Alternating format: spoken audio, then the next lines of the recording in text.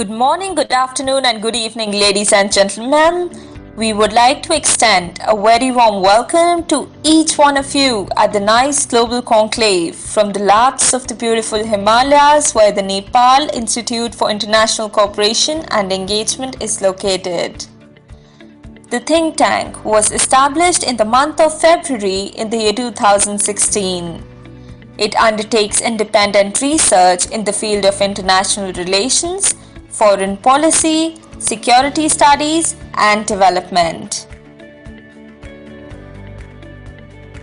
NICE has 4 research centers: China Studies, Neighborhood Studies, Non-Traditional Security Studies, and Security and Strategic Studies.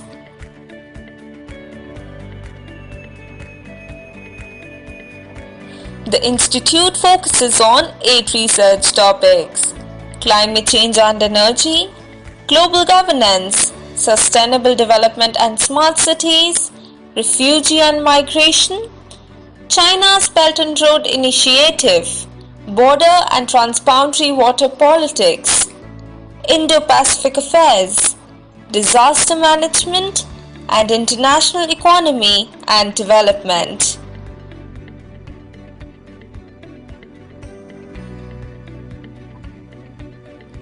Previously, NICE has had the opportunity to host distinguished speakers from all around the globe. It was a great pleasure inviting me to speak here at NICE. It's a real pleasure to be able to speak with all of you. Well, thank you anyway, and I certainly admire the work that you're doing. I'm very happy to be with you all. NICE Global Conclave is the flagship event of Nepal Institute for International Cooperation and Engagement. The theme of the 3-day conference is connecting Nepal to the world with the aim to bring leaders, diplomats, business leaders, and scholars from all over the globe. The objective of the conclave is to introduce Nepal to the world and at the same time update the Nepalese policy makers and experts about the fast changing geopolitics, which will help Nepal reshape its foreign policy to achieve its national goal. This is the tea session of the conference, and to chair and moderate this session, it is a real pleasure to have with us Sir J. Nishaant. J. Nishaant is the president of Nepal Democracy Foundation. Earlier, he has worked with National Democratic Institute and Millennium Challenge Corporation. Mr. Nishaant is a Stanford Fellow on Democracy, Development and Rule of Law and a noted media personality.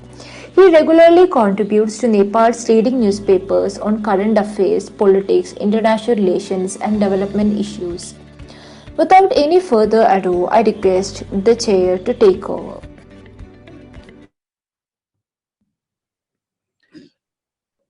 Thank you very much, Nimesh and Paki, for that all-important background work.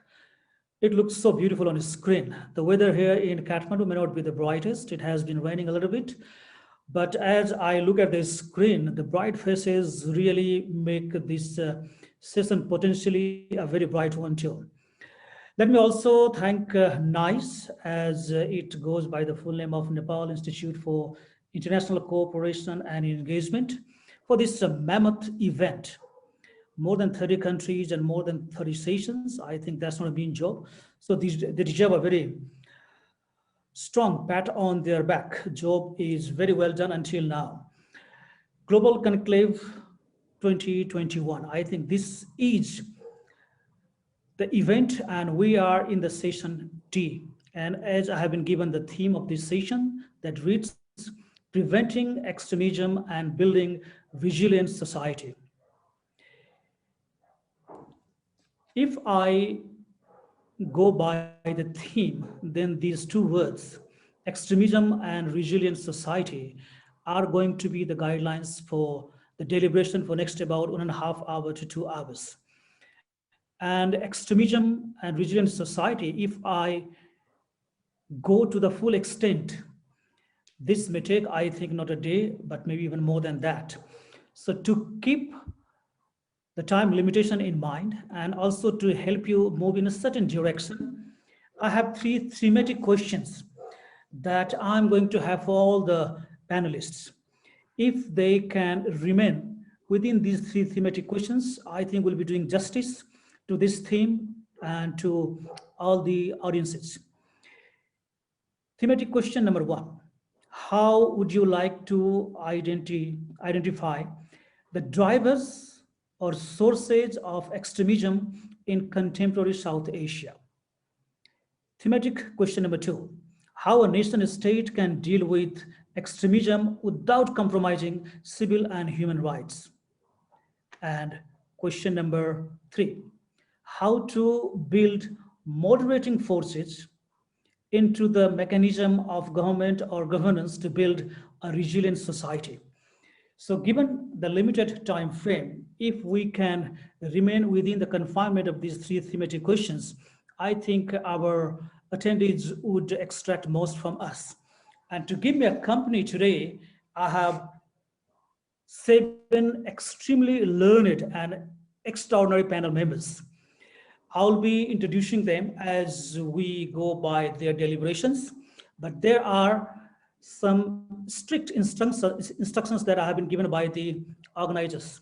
First, I have to finish this session within 2 hours. Out of that, I would like to have, let's say, 1 hour for the deliberation by the panelists, and the next half an hour for the question and answer. Also, I would like to request each panelist not to go beyond 10 minutes time limitation. If they can finish it within 8 to 10 minutes, that will be even better. And also, I would like to remind all the panelists that the questions would appear there on a Zoom panel. Please pay attention to them and read it by yourself and choose the questions that you'll be most comfortable in dealing with. If we can do that, I think logistically we can hold this event smartly. So with those logistical information and certain instructions that I have been given by the organizers, I would like to move to our first panelist. He is Professor Dr. Rahul Mukherji, Professor and Head of Department of Political Science and Executive Director, South Asia Institute at Heidelberg University. Dr. Rahul Mukherji, your time starts now, and I expect you to finish your presentation within 10 minutes. Thank you, Mr. Nishaant. I have some slides, but given the time constraint, I think I will just move with the presentation. It's indeed a great pleasure to be with you all and to see how wonderfully the country of Nepal is playing such an important role in not only trying to secure itself, but thinking more broadly about the region. I must say that I am not an expert on extremism. And when I was discussing this presentation with Mr. Jaiswal, he said that it would be good if I can talk about the state of India's democracy. The state of India's democracy certainly connects with how to deal with extremism. You must remember that when India became independent in 1947, the most important political scientists of the world, ranging from Barrington Moore to whoever it was, they all thought that India will not succeed as a nation state. India will fall apart. Now, that prognostication did not hold true. And one of the reasons why that prognostication did not hold true was that despite many, many imperfections, the federal and the democratic idea of India over a period of time got consolidated. And I'm willing to take questions on this. That does not mean that there were no imperfections in India's democracy. But there was a certain amount of democratic consolidation. Now, if that federal character and the democratic consolidation slides backward, my view is that it will not contribute towards a resilient society, and it will certainly contribute towards more and more extremist activities. And then when you have more extremist activities, you will have to use the strong arm of the state, certainly not believe in human rights, to deal with it. So what is it that I'm trying to say?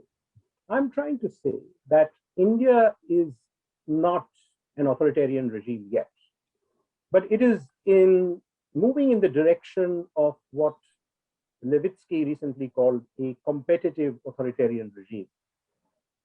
Competitive authoritarian regimes do not automatically transition from democracy to authoritarianism. They slowly and gradually make it more and more difficult for non-incumbents to get into power. I am not even trying to say that non-incumbents in India cannot get into power. I am not even trying to say that the case for India's democracy is dead. But what I am trying to say is that there are huge challenges to India's democracy. So it is for no reason that the V-Dem report recently called India an electoral autocracy. The second thing that we should remember is that the pandemic has not helped. Global statistics tells us that if you are a purely autocratic regime, you really don't need a pandemic to slip backwards. But if you are something like an electoral autocracy, a competitive authoritarian regime, you can certainly take advantage of the pandemic. And in the Indian case, I strongly hold the view that even though the pandemic has not created authoritarianism in India, these competitive authoritarian propensities have certainly found a boost through the problem of COVID-19. I suggest, therefore, that this entire idea of India being somewhat more secular, somewhat more plural, somewhat more federal is being attacked by the idea that India should become like a classic nation state, like France or Germany. And that nation state will have to be a Hindu national state. I am not saying that this idea has completely succeeded. There is also a lot of resilience in India. But certainly, the idea has gained strength. And how has this idea gained strength? In my view, this idea has gained strength through three significant pathways. The first pathway is what historical institutionalists called drift. What is drift? Drift is a situation where you do not change the laws or the rules, but you simply interpret them differently. So, for example, the Foreign Contributions Regulation Act amended in 2010 was amended by the UPA government. But over a period of time, the same act was used to cancel the FCRA licenses of 20,000 NGOs from 2014 till 2019. There have not been any particular laws that have come to check media freedoms. Media freedoms have also not completely gone away in India. But we can certainly argue that the Indian media today is less independent than it has been in the past. The second pathway is a layered pathway towards competitive authoritarianism. Layering is a situation where you actually change the rules. You do a Citizenship Amendment Act and argue that it might actually be much more easy for Hindus from neighboring countries to become Indian citizens. Now here you're not taking advantage of the old rules, you've actually changed the rules. In the post-pandemic condition, I find that the FCRA of 2020, the Foreign the Currency Regulation Act of 2020, which is the amendment of the 2010 Act, is not a drifting move. It is a change in rules. It makes it far more difficult for Indian non-governmental organizations that want to disagree with the state to perform as non-governmental organizations. And how many of you have even heard about this in the news? I'm sure you've heard about the abrogation of Article 370, you've heard about the CAA and the like. Similarly, and I am not going to belabor the point, but the Free Farm Bill of 2020, which has created a huge protest among farmers in India, was a layered change. The government was not interpreting rules differently. It just changed the rules. And it changed the rules to such an extent that a cabinet minister from an alliance party, the Akali Dal, had to resign as a result of that change in rules. Similarly, I can argue that India's fiscal federalism has been compromised in the manner in which Finance Minister Nirmala Sitharaman is negotiating with the states about how it will pay back what it had promised to the states as a result of the losses due to the goods and services tax. It's a technical issue. There is also very little consultation between the center and the states about how the extra expenditure on COVID management will be met. And then, of course, there are also layered attacks on the state in the form of electoral bonds. Election funding in India has always been very scandalous, but in the Q&A, I can argue that the new electoral bonds that have been floated and the manner in which more than 90% of these bonds have been sold to the ruling party is a clear and present danger to the opposition. In the case of the abrogation of Article 370, I would argue that a different pathway was adopted. This was a complete displacement of institutions. You moved from a moral idea that a Muslim majority state must be special to another morality which converted Jammu and Kashmir and Ladakh into not a normal state, but a union territory. Now, I quite appreciate the fact that the chairperson has given us this 10-minute limit, which actually allows me to be quite crisp and succinct, and therefore I shall not elaborate right now. I would only say, in conclusion, that many of these pathways that are beginning to challenge India's democracy are pre-pandemic. I can elaborate how and why the pandemic has helped certain consolidation of these pathways. But I must also conclude by saying that India's democracy is not dead. We know, for example, very recently in the state of West Bengal, a woman chief minister, Mrs. Mamata Banerjee,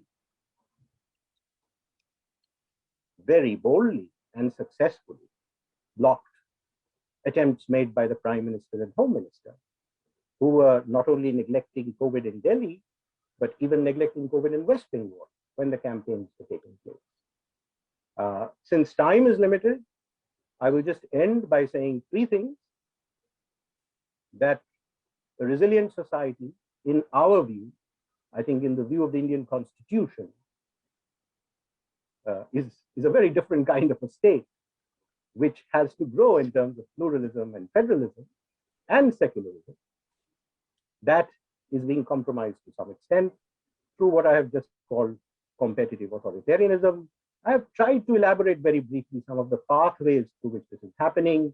And finally, I have also concluded that be it the farmers whose protests are still having to be heard, the government has not enacted those farm bills or implemented them, and the manner in which the ruling party lost in the states of West Bengal, Tamil Nadu, and Kerala suggests that the forces of democratic resilience are still alive. So with that, I end my 11 minutes. Thank you very much, Chair, for giving me this opportunity. Some of these ideas are expressed in an article in the Journal of Democracy, which was published in October 2020.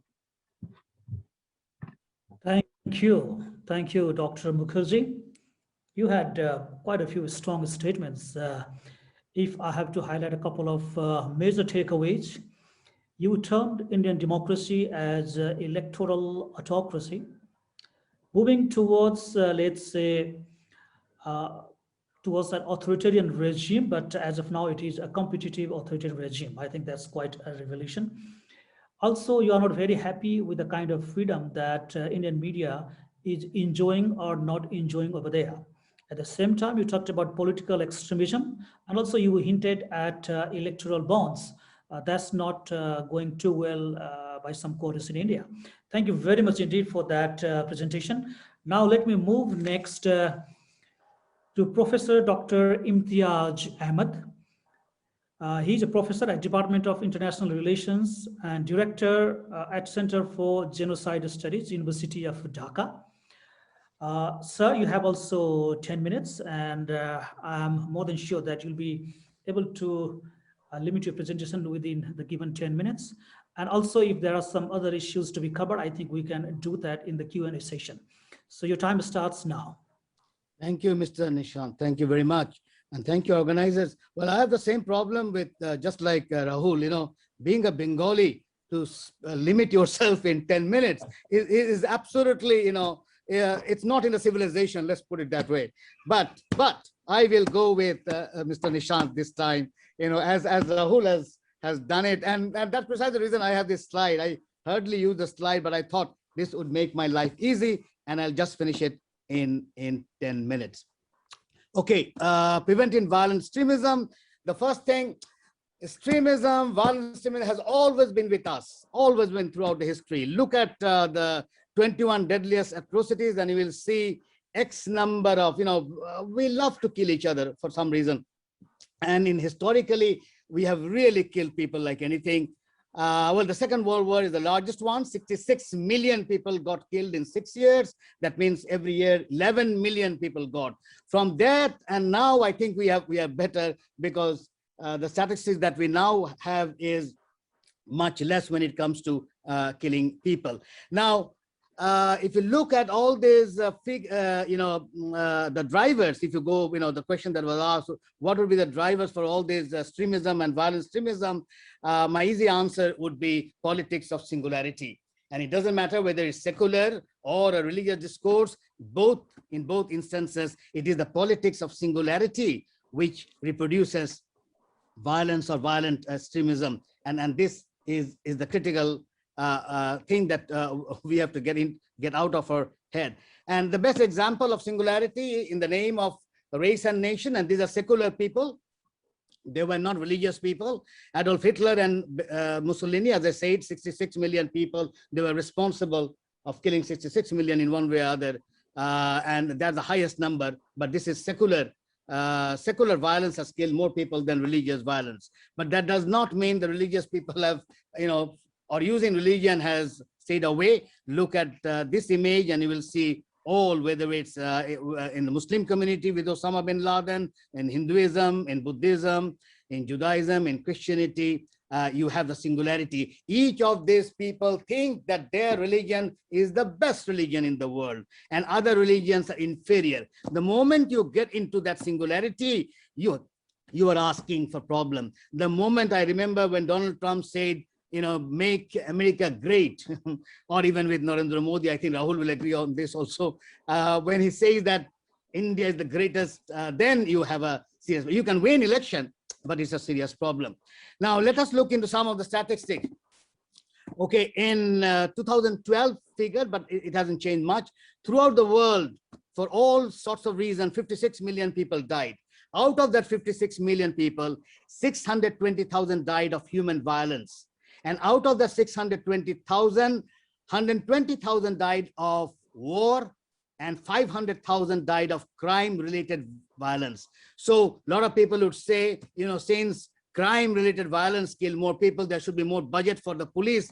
But then there's another argument that since the military gets so much money, that's the reason they could limit themselves to 120,000. Keep that figure in your head and you will see interesting figures coming out. The next one, how many people committed suicide in, well, this is 2012, but also I checked 2019, the same figure, 800,000 people committed suicide. More people actually commit suicide than die of human violence. Please remember that. Now, where are those suicides? These are all voluntary suicide. In Lithuania, #1, South Korea, Japan, Finland, France, Switzerland, New Zealand, none of them are sub-Saharan Africa or, poverty-ridden Asian countries. None of them, all are developed countries. So we need to really think fast. Now, how many people died of diabetes in 2010, which is also the same figure now, 1.5 million, and obesity, 3 million people. So you can see more people got killed by sugar and Coca-Cola. And the person writing this was saying that, look, there should be more police, military people guarding sugar and Coca-Cola, because they kill more people than other people, than other kind of violence. Now, how many people died of extremism, which we are talking about, if we mean terrorism, in 2019? Only 20,082 people throughout the world died of terrorist attacks. Now, why would this 20,000, this is the question, why would this 20,082 people be more important than 1.5 million, 3 million people? Why we are, really petrified, and we are into ontological, we have become ontological beings, as the leader would say. Now, this is the question. Why the death of 20,000 people, 20,082 people globally in 1 year is so fearful compared to the death of over 1 million people from diabetes and obesity? And one can go back to Ibn Rushd and get an answer. Well, it's attributed to Ibn Rushd. We really don't know whether he said that, but it doesn't matter. It's a good statement. Ignorance leads to fear, fear leads to hate, and hate leads to violence. This is the equation. So much of it is ignorance, believe it or not. The way some of the leaders get elected is absolutely, if you have an ignorant population per se, they would elect Donald Trump. What can you do? You can't help it otherwise. And I don't want to bring other leaders as well. I think the same case, probably would be the same. Now, what is to be done? Okay, fine. We understand violence was always, extremism was always there in history, but it is now getting better compared to Second World War. With 11 million dying 1 year, we have much less, 620,000. So, we are doing better, but what is to be done? And now I come to the region when it comes to terrorism. If you look at the Global Terrorism Index, well, in South Asia, Afghanistan in 2020 is #1. Pakistan has done a little bit better, is 7. India has one step better than last year, is #8. So you have in South Asia 3 countries in the first 10, Afghanistan, Pakistan, India. If you take 20, Sri Lanka got into 20 because of the rough case that they had after, as you know, after 10 years. They were too complacent and suddenly they got a bang. USA is in 30, Bangladesh is in 33, Nepal also went up a little bit, but did a little bit better, because if you take 2018, it was 33, but now it got into 27. So we are, South Asia is in a problem, let's face it. Now, if you look into the violence and the Ibn Rushd statement of ignorance being the issue, what do we have to do? And I think answer it has been given way back by the UNESCO Constitution. It's 99. And it's an interesting statement that since wars or since violence begins in the minds of men and women, it is in the minds of men and women that the defenses of peace must be constructed. That means it has to, one has to go into the mind. And this is the central argument that I'm trying to make in my last 2 slides. What we need is a multi-layer, multiverse investment on the person. And I literally mean on the person. And that is what is required for building resilient society, nationally, regionally, and globally. You need to get out of the structures that we have done. Some of the structures that we have built has produced more violence than ever. Well, nation state definitely is one of the structures that has really created violence, much more than it thought it wouldn't. Now, how you do that? This is my last slide is one, and this a little bit complex, but let me try to explain. We need to go back to the South Asian dialectics of Prasangika, which is mainly, if I'm sure any Bengali person and a South Asian will understand, Prasangik is contemporary, Prasangika. And the South Asian dialectics is very different from the Hegelian dialectics. Hegelian dialectics, I'm sure all of you are familiar as thesis, antithesis, synthesis, which is not what Hegel said, but anyway, people made that as a almost positivist understanding of dialectics. The Chinese dialectics is also very different from South Asian. It's called yin and yang, where you have the opposites and you balance you balance the opposites. Or you balance the contradiction. The Chinese have no problem with contradictions, and that's precisely the reason we fail to understand them from time to time. For them, contradiction is normal. Now, for South Asia, my last slide would say, no, is the Prasangika, the dialectics of South Asian is very critical. So if the person, you have to invest and you have to empower the person, then what you do, you build circle after circle. You build a political circle about which Rahul talked about on the issue of democracy, but that itself will not do. You create the economic one, which probably Marx and a lot of other people would say, but that is not going to do. You build something which Habermas and Gramsci would say, the social thing, the cultural thing, the technology, and of course you can't leave Freud and Gustav Jung out of this structure. You bring psychology in. You create circle after circle. You create the mandala. I'm sure the Nepali friends would know mandala more than me. You work on the mandala system, and that's how you create a resilient society. It's not an easy task, but that's how you do it. Thank you very much. I hope I'm in 10 minutes. Yes, sir. Very well done. And thank you for that. And I particularly liked all those scary numbers that you gave of the killings of the human beings in recent history. Those numbers were pretty scary, but also I liked your forceful presentation, brother. And one thing that stood out for me in person was the way you talked about politics of singularity. That is, I think, a powerful tool that we can look at, I think, more in detail in the future. And also, the most worrisome factor that you have highlighted is that if we name the top 27 countries in terms of extremism and the repercussions out of that, there are 5 out of 8 from the SAARC region. I think that is pretty worrisome. I think all the experts over here should be taking a note of that. Thank you very much for that, Dr. Imtiaz Ahmed. Now, let me move on to Dr. Rollie. She is an associate professor at Elliott School of International Affairs, George Washington University. Your time starts now, Dr. Rollie. Great, thank you very much. I'd like to pick up on a few notes that Dr. Ahmed mentioned. In particular, I'm going to talk about the US, the situation in the US and how that relates to what we're seeing across the world today in a lot of these issues of extremism. Obviously in the US, we're seeing that it's cropped up even more recently than we would have expected. The expectation was that democracy would be so strong that this type of a threat would not enter into the US political system. But we were wrong. and we're seeing that, and we have to think about how we're going to deal with that. So the nature of the threat in the US is really a mix of white nationalism, conspiracy theories, and Christian nationalism. And one of the most stark examples of this is in a group that we're seeing called QAnon.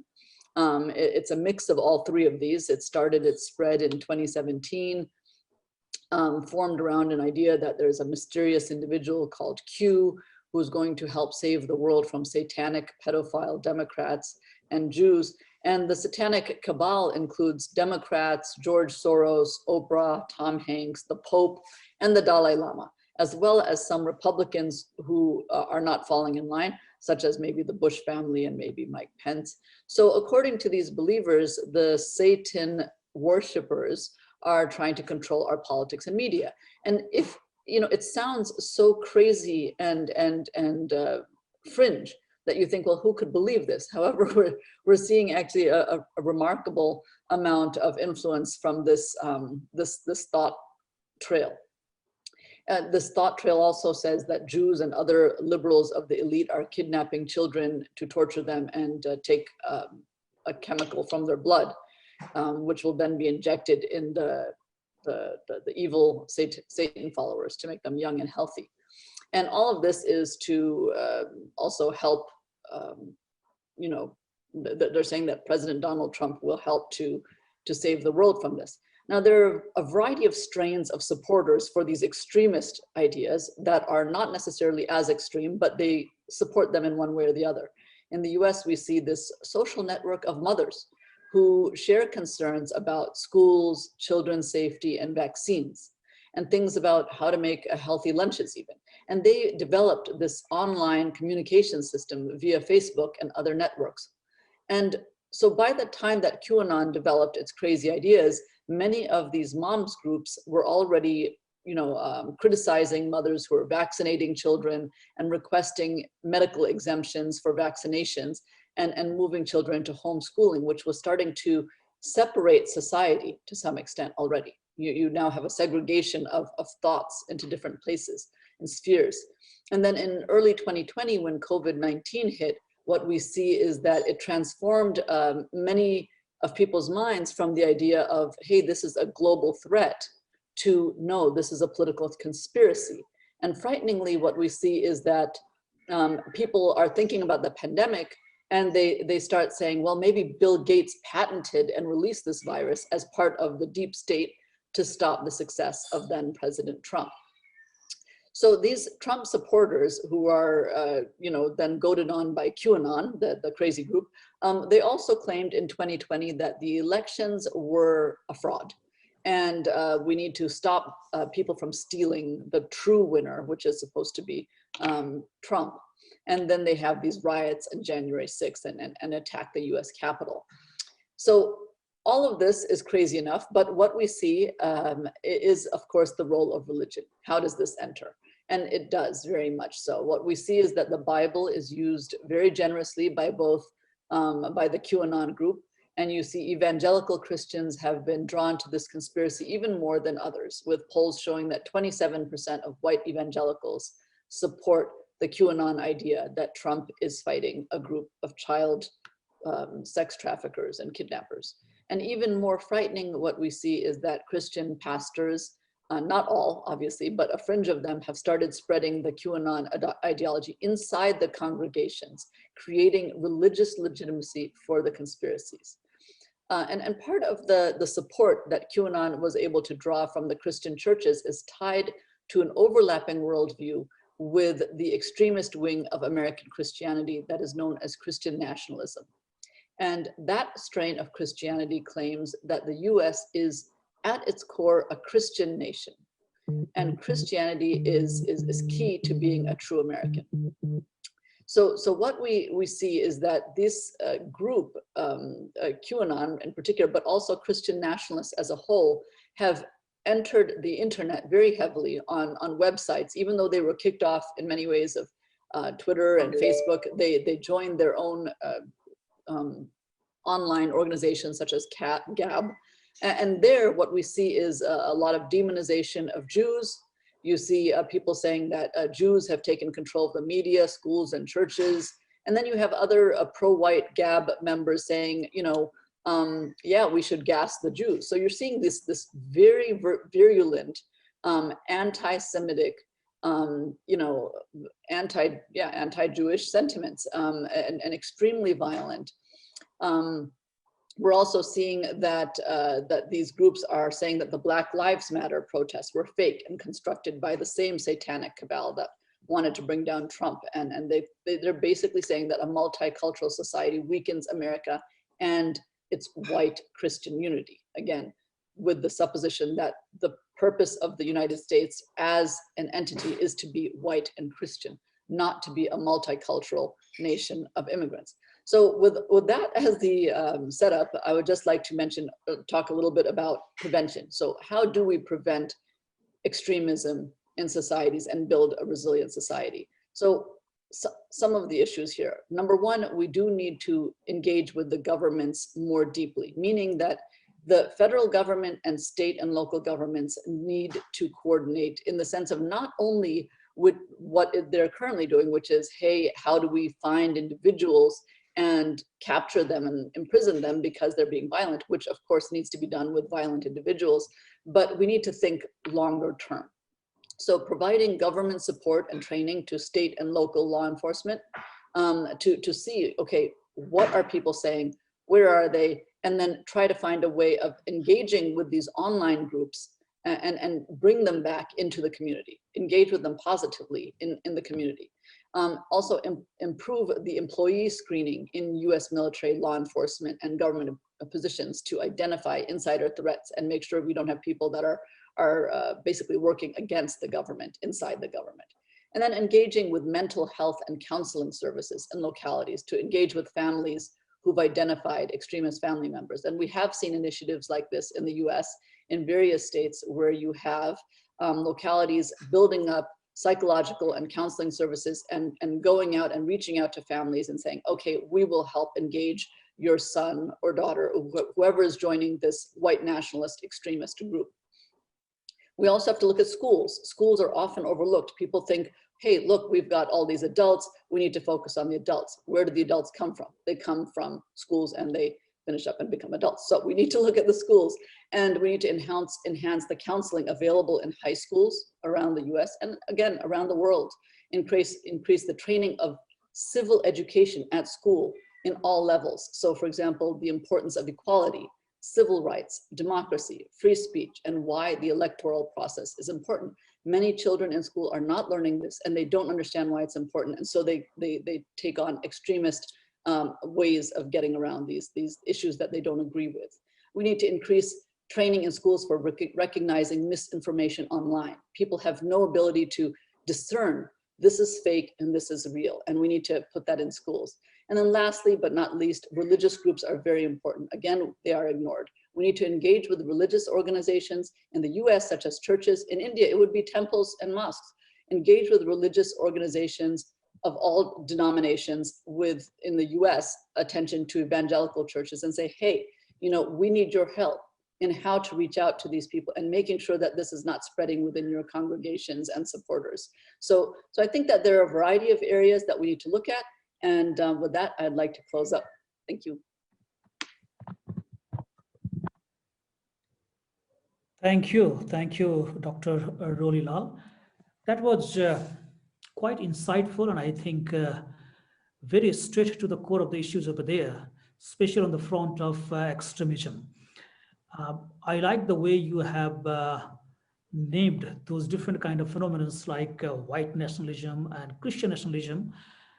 And also you talked about the extremism that was brought during the elections and even afterwards. And you emphasized the fact that there has to be more engagement with the government and maybe at the civil society as and when it will be needed. I think these are extremely pertinent points, and thank you for that presentation. Now let me move on to Professor Dr. Ayesha Siddiqa. She is a Research Associate, SOAS, South Asia Institute, London University. It's a pleasure to have you over here in this session, ma'am. The floor is yours. Thank you so much, Chair, and extremely grateful to NICE for organizing this conference. Indeed, it's an amazing event. Also for inviting me.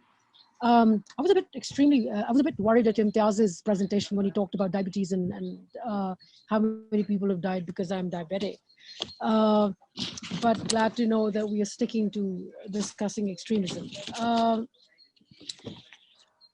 I think what's important to understand is that despite that extremism, there is political extremism, and there is religious extremism.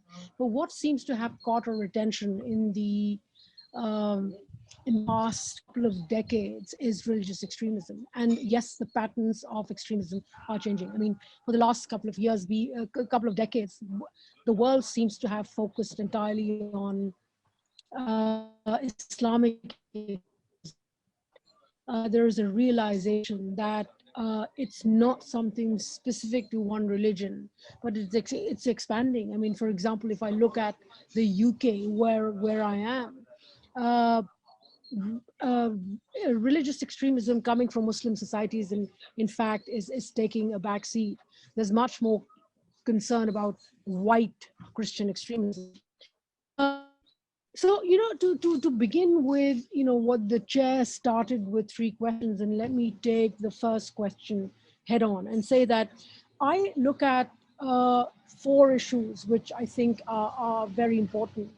One is we don't look at how political even religious extremism is. I mean, religious extremism is not just about religious identity, but it's using religion to expand, enhance power. And here, it's important to highlight that, especially after 9/11, the world was so focused on poverty as a driver. And later on, as time went by, it was discovered that actually poverty is not, there is no positive linkage, direct linkage between poverty and extremism. And although the UNDP report of 2017 continues to look at extremism, poverty and extremism, that linkage. Many of the aid donors have also looked at poverty and extremism. But the fact of the matter is that there is no direct correlation. In fact, poverty is a contributor, not necessarily a driver. There are other drivers. And one of the critical issues is that how the growing middle class, which does not have an alternative ideology to look at, how critically it is attracted towards extremist values, how every single society in South Asia or even in the United States, UK, etc., rational thinking, how secularism is actually, on the back foot, which is adding to the problem. So the 4 issues which I think are drivers of extremism rather than contributors. One is, lack of rational thinking, absence of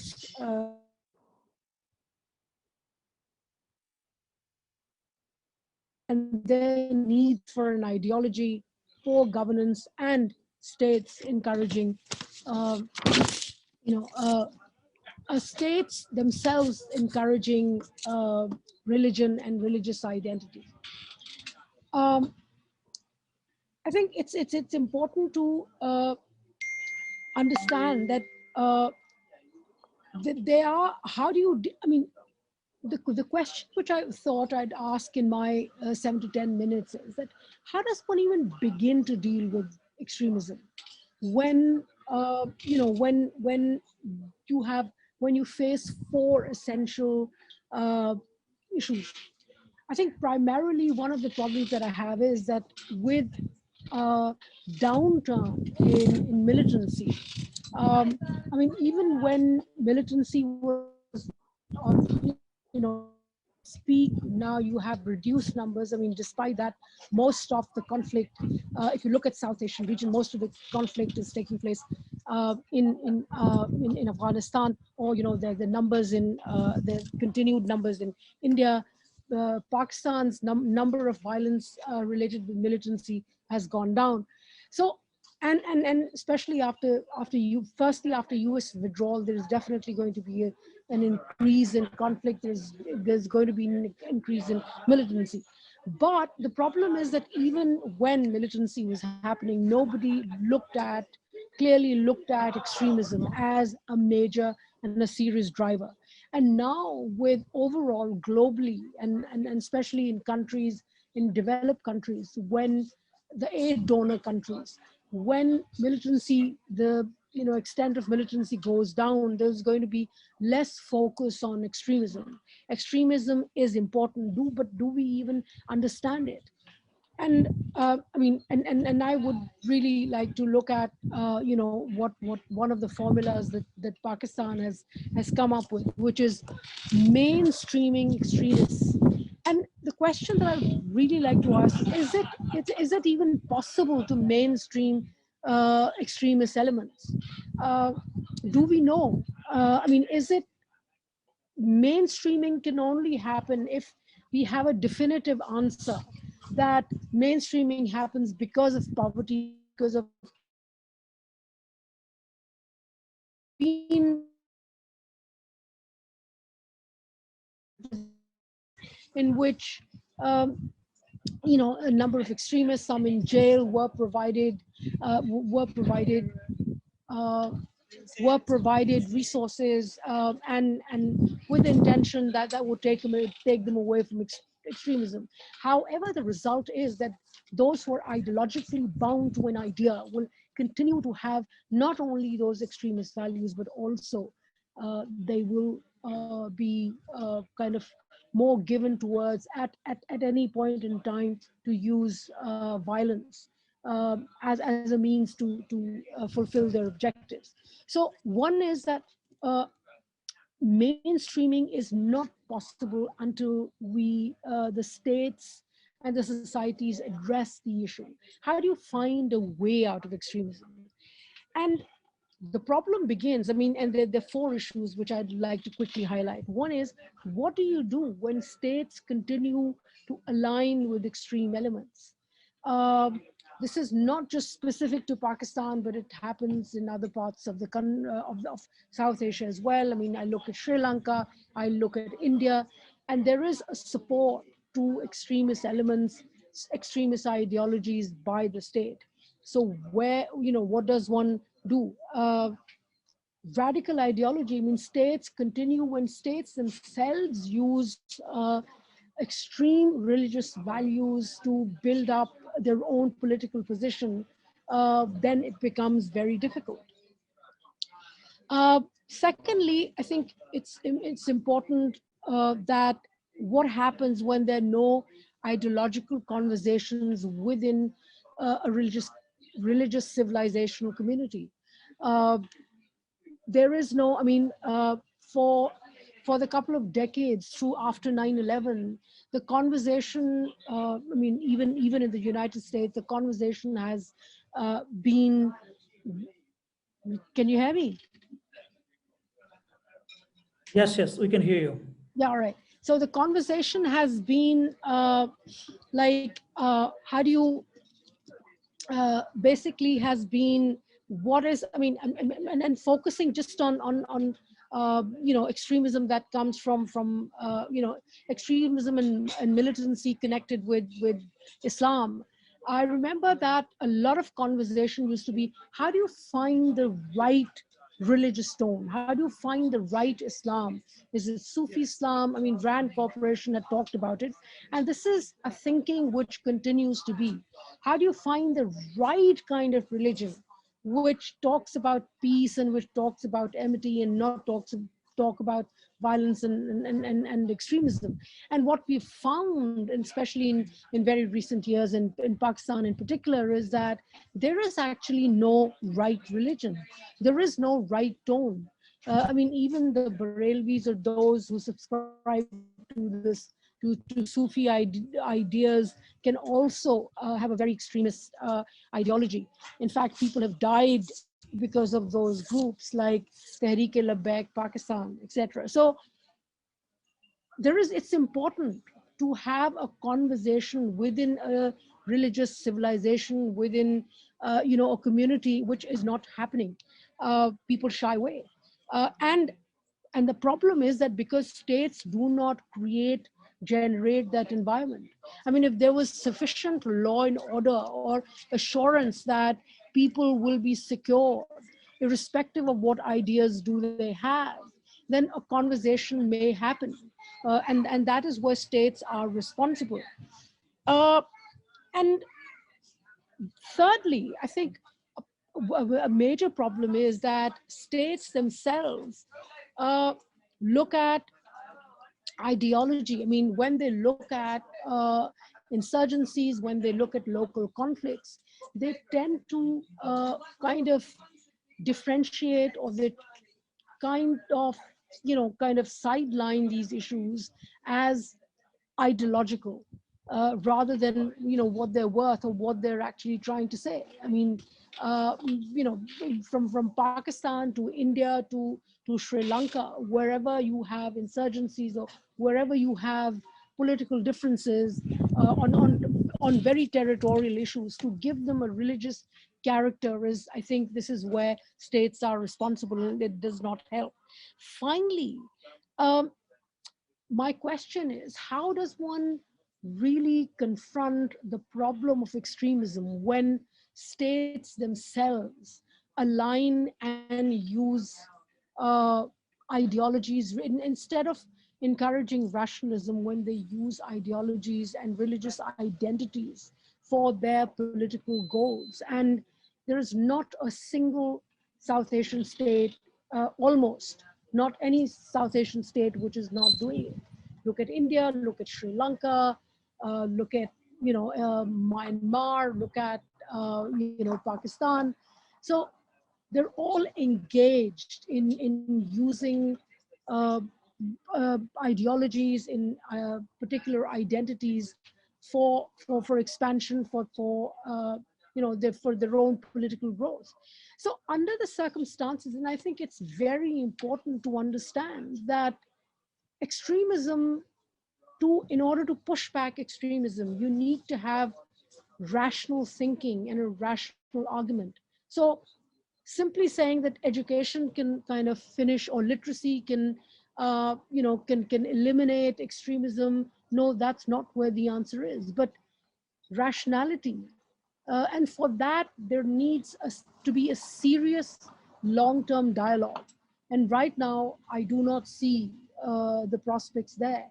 And one final comment is, I think extremism problem that may also get kind of pushback because of larger, the way, you know, the security community or the strategic community is shifting back from non-state actors to state actors.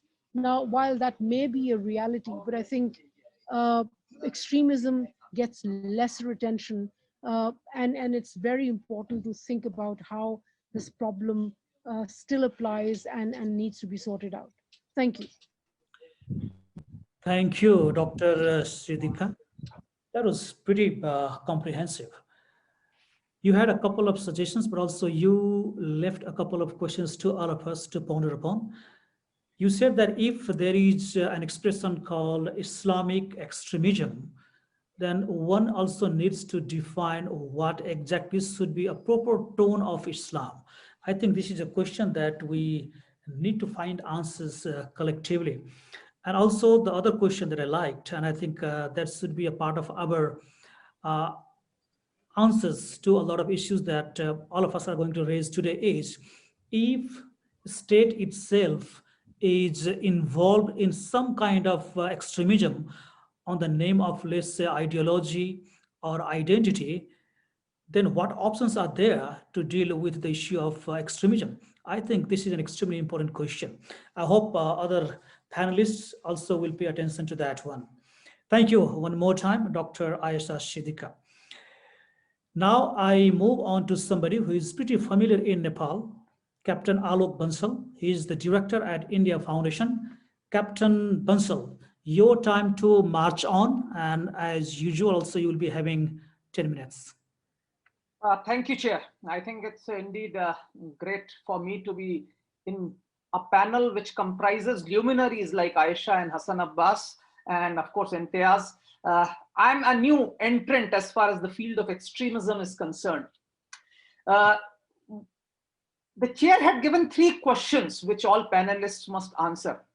I apologize, I could not hear it very clearly, but I generally got the broad thrust of what he was trying to say. And I would try and cover those 3 questions in my brief presentation.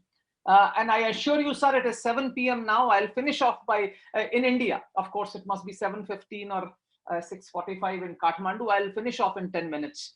So what I'm going to speak is about growing radicalism in South Asia and a roadmap to re-radicalization. I'll try and give some disparate viewpoints. But when we go to radicalism or extremism, I would stick to radicalism because how do you define these? what is extremism? What is radicalism? Because an academic would definitely ask you, what is radicalism? So I have tried to define radicalism because I tried to scan through the material and I couldn't find an accepted definition for radicalism.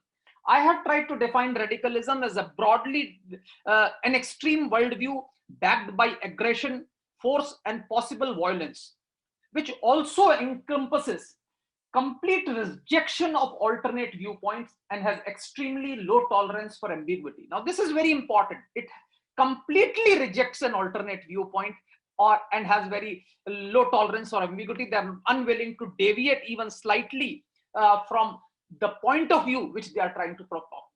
And when we talk of radicalism today, radicalism is primarily driven by three broad streams of extremist ideologies. And now these could be socio-economic, mainly the Marxist, communist, Maoist ideology. Then you have the religious ideologies. And the third is, of course, the sub-nationalistic ideologies, where you have seen movements like LTTE, etc., which were driven by extreme form of sub-nationalism, or what you have seen in Basque separatists or people like Kettle, etc. You have had these sort of. But for the purpose of today's presentation, I would like to confine myself to religious radicalism only, primarily because sub-nationalist extreme ideologies are generally confined to that particular region, and their emphasis is not beyond that particular region. And looking at the situation that exists in South Asia today, the sub-nationalist extremist ideologies have by and large withered, though of course you have a movement going on in Balochistan, certain ethnic movements in India's northeast, but most other separatist sub-nationalist ideologies have withered away in South Asia. So, and as far as the communist ideology is concerned, or the Marxist ideology is concerned, I know Nepal is ruled by a communist party government,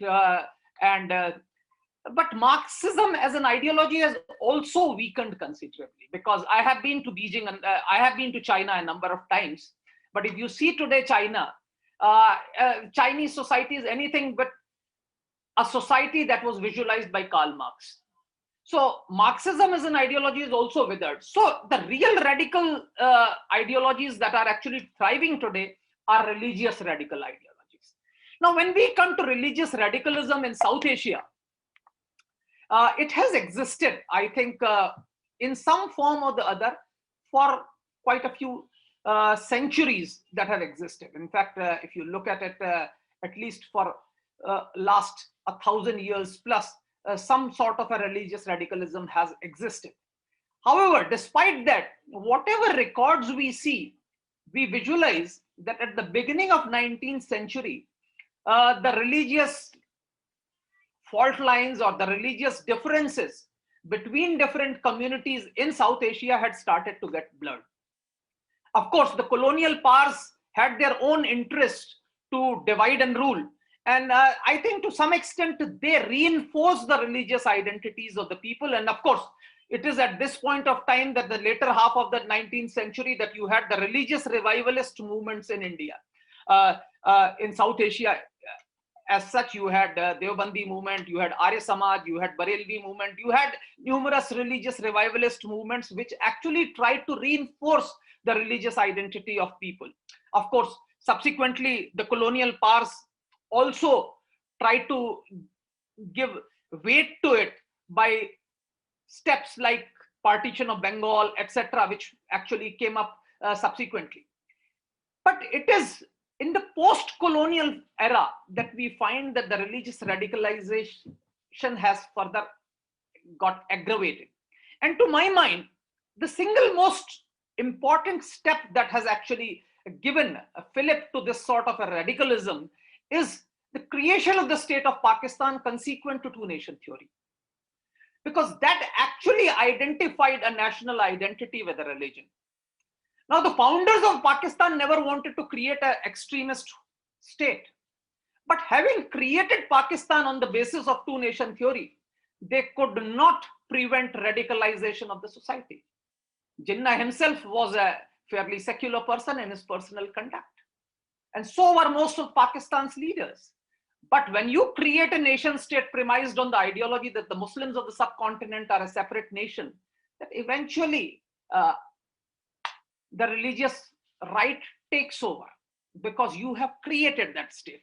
And that radicalization further aggravated with passage of time. Its manifestation you keep seeing. And I've always believed that more radical in ideology, lesser is the tolerance for ambiguity.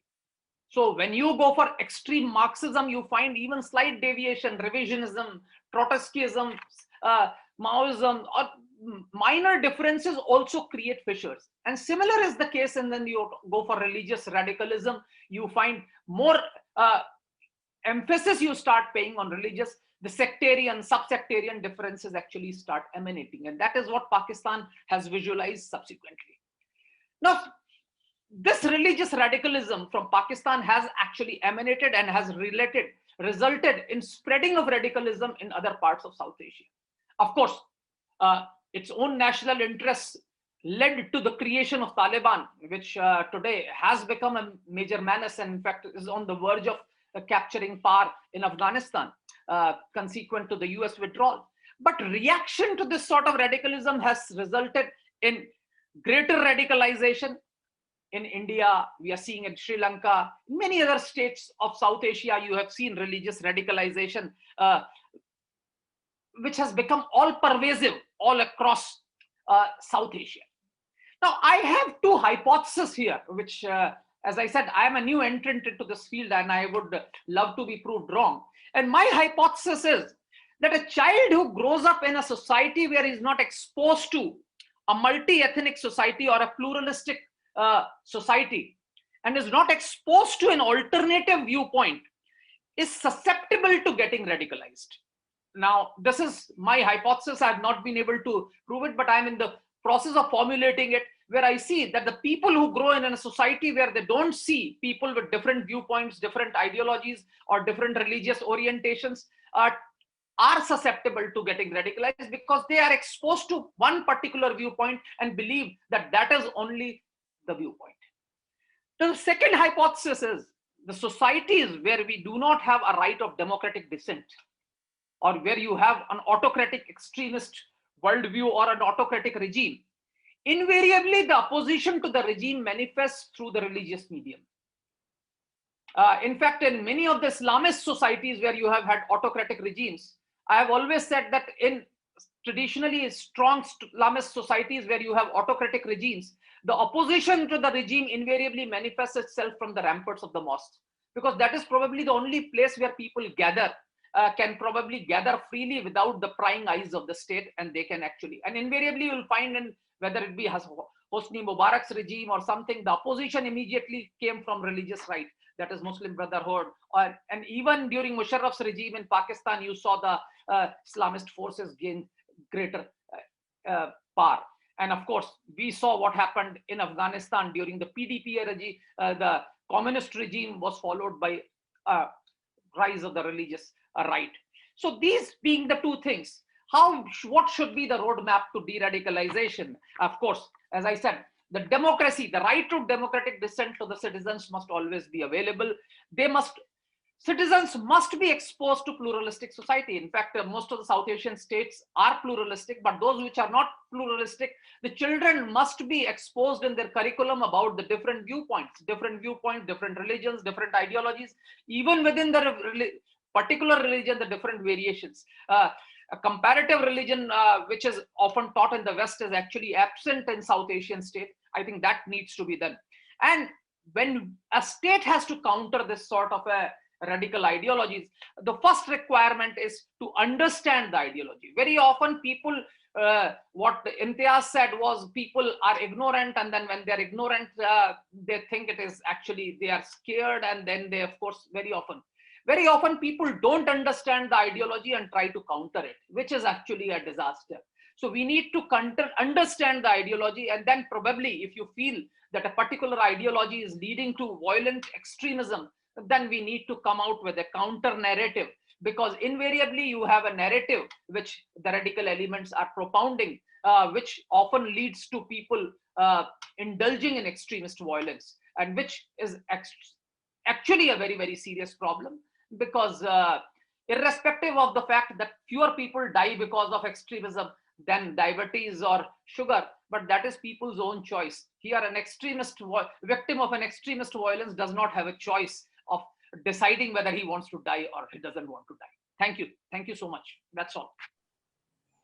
Thank you, Captain Bansal. That was pretty straight and I think to the point deliberation.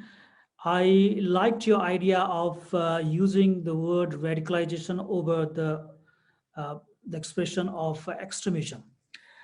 And particularly when you talked about the remedy of extremism or radicalization is more democracy, and perhaps you wanted to say that more democracy to the grassroots.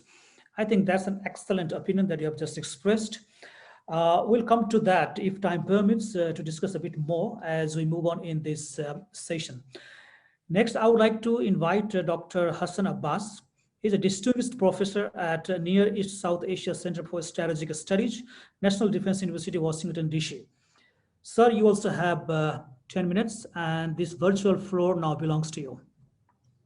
Thank you so much to the moderator and all the panelists. I'm truly honored, and I really mean it, to be part of this group. And we have already heard some of the most brilliant points relevant to extremism issue.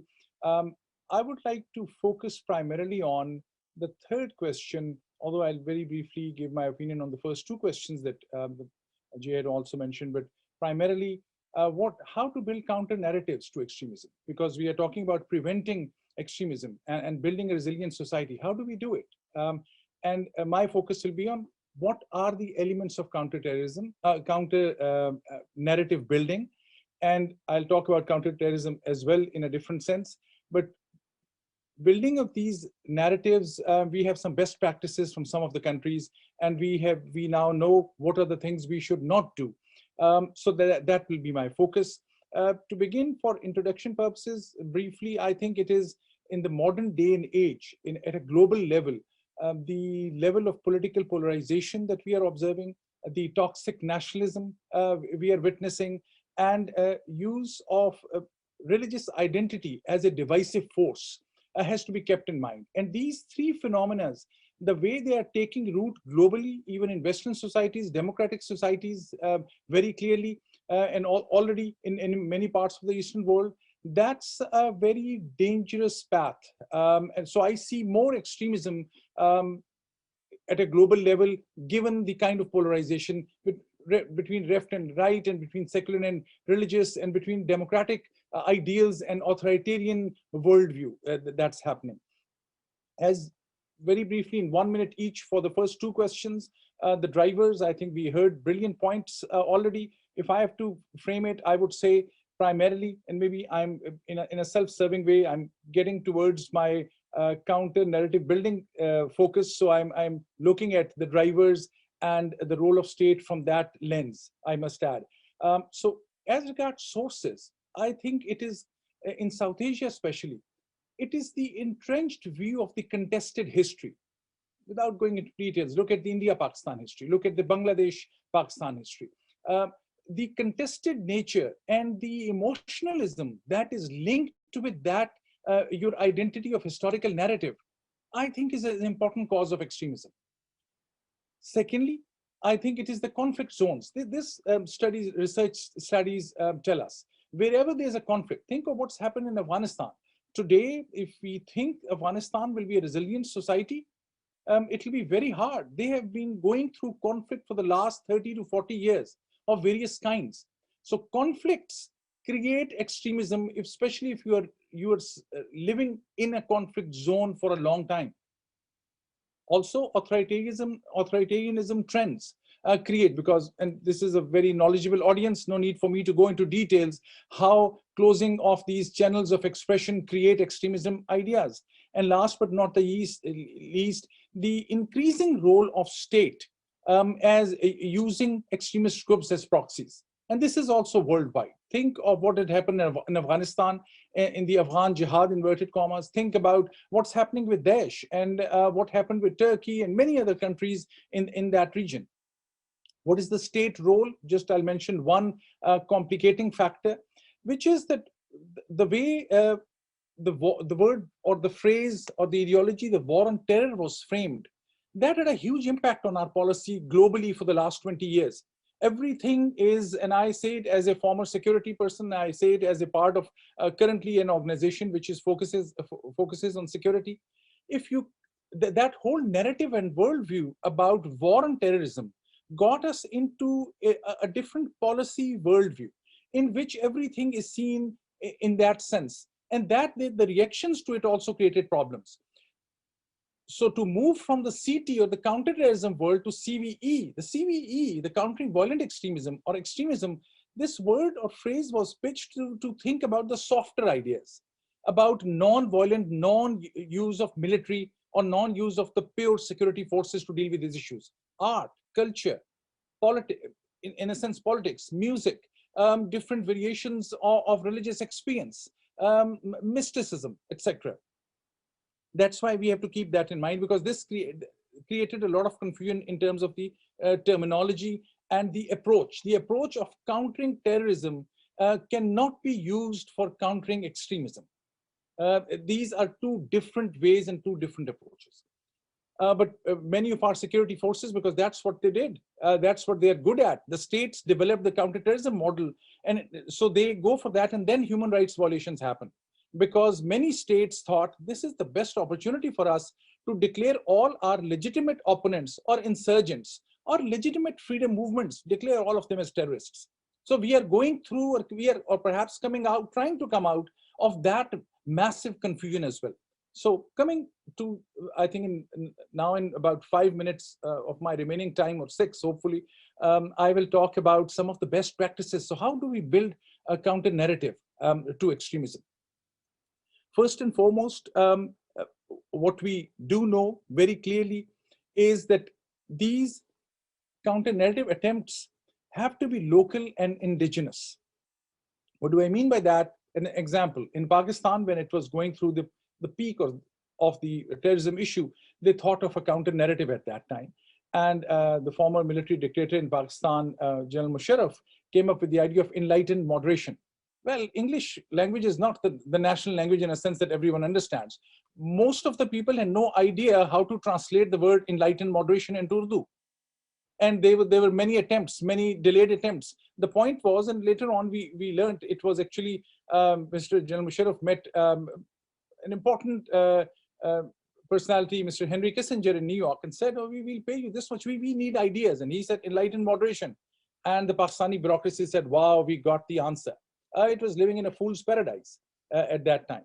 So the counter narrative has to be indigenous and it has to be local. Another example, a wonderful document came from one of the Pakistani religious scholars, Tahirul Qadri. It was a fatwa, a religious edict against suicide bombing, one of the best ones, I think. However, it was launched and prepared and worked on in London. It was meant for Pakistan. So on the very first day, you lose your audience. If you are seen as an outsider trying to go with a counter narrative in country X. So that's why the important issue of this indigenous nature. The second point is linked to that. There's often, we think that we have to really, the solution has to come from really outside, that a new narrative has to be built. Or we think of reinventing the wheel. Whereas, and what do I mean by that in this specific context is, in South Asia, and Dr. Ayesha briefly alluded to it, about the mystical dimension. And I have strong feelings on that for a reason. When I think of the mystical tradition in South Asia, I think that was one of the greatest bond, whether it is Buddhist tradition, Hindu tradition, Sikh tradition, Muslim tradition. The mystical dimensions was an indigenous response to a Middle Eastern or Arab Islam, if I may call that, with all the due respect, and as a believer and being very proud of my Muslim identity. But the Sufi worldview or the Sufi practices were an indigenous response because they wanted a more pluralistic tradition. So there's a huge value in the poetry of Bulle Shah in Punjab, or Lal Shehbaz Qalandar in Sindh, or Nizamuddin Auliya, or Ajmer Sharif. They had a huge impact. There was a reason they were not into converting people, but bringing people together.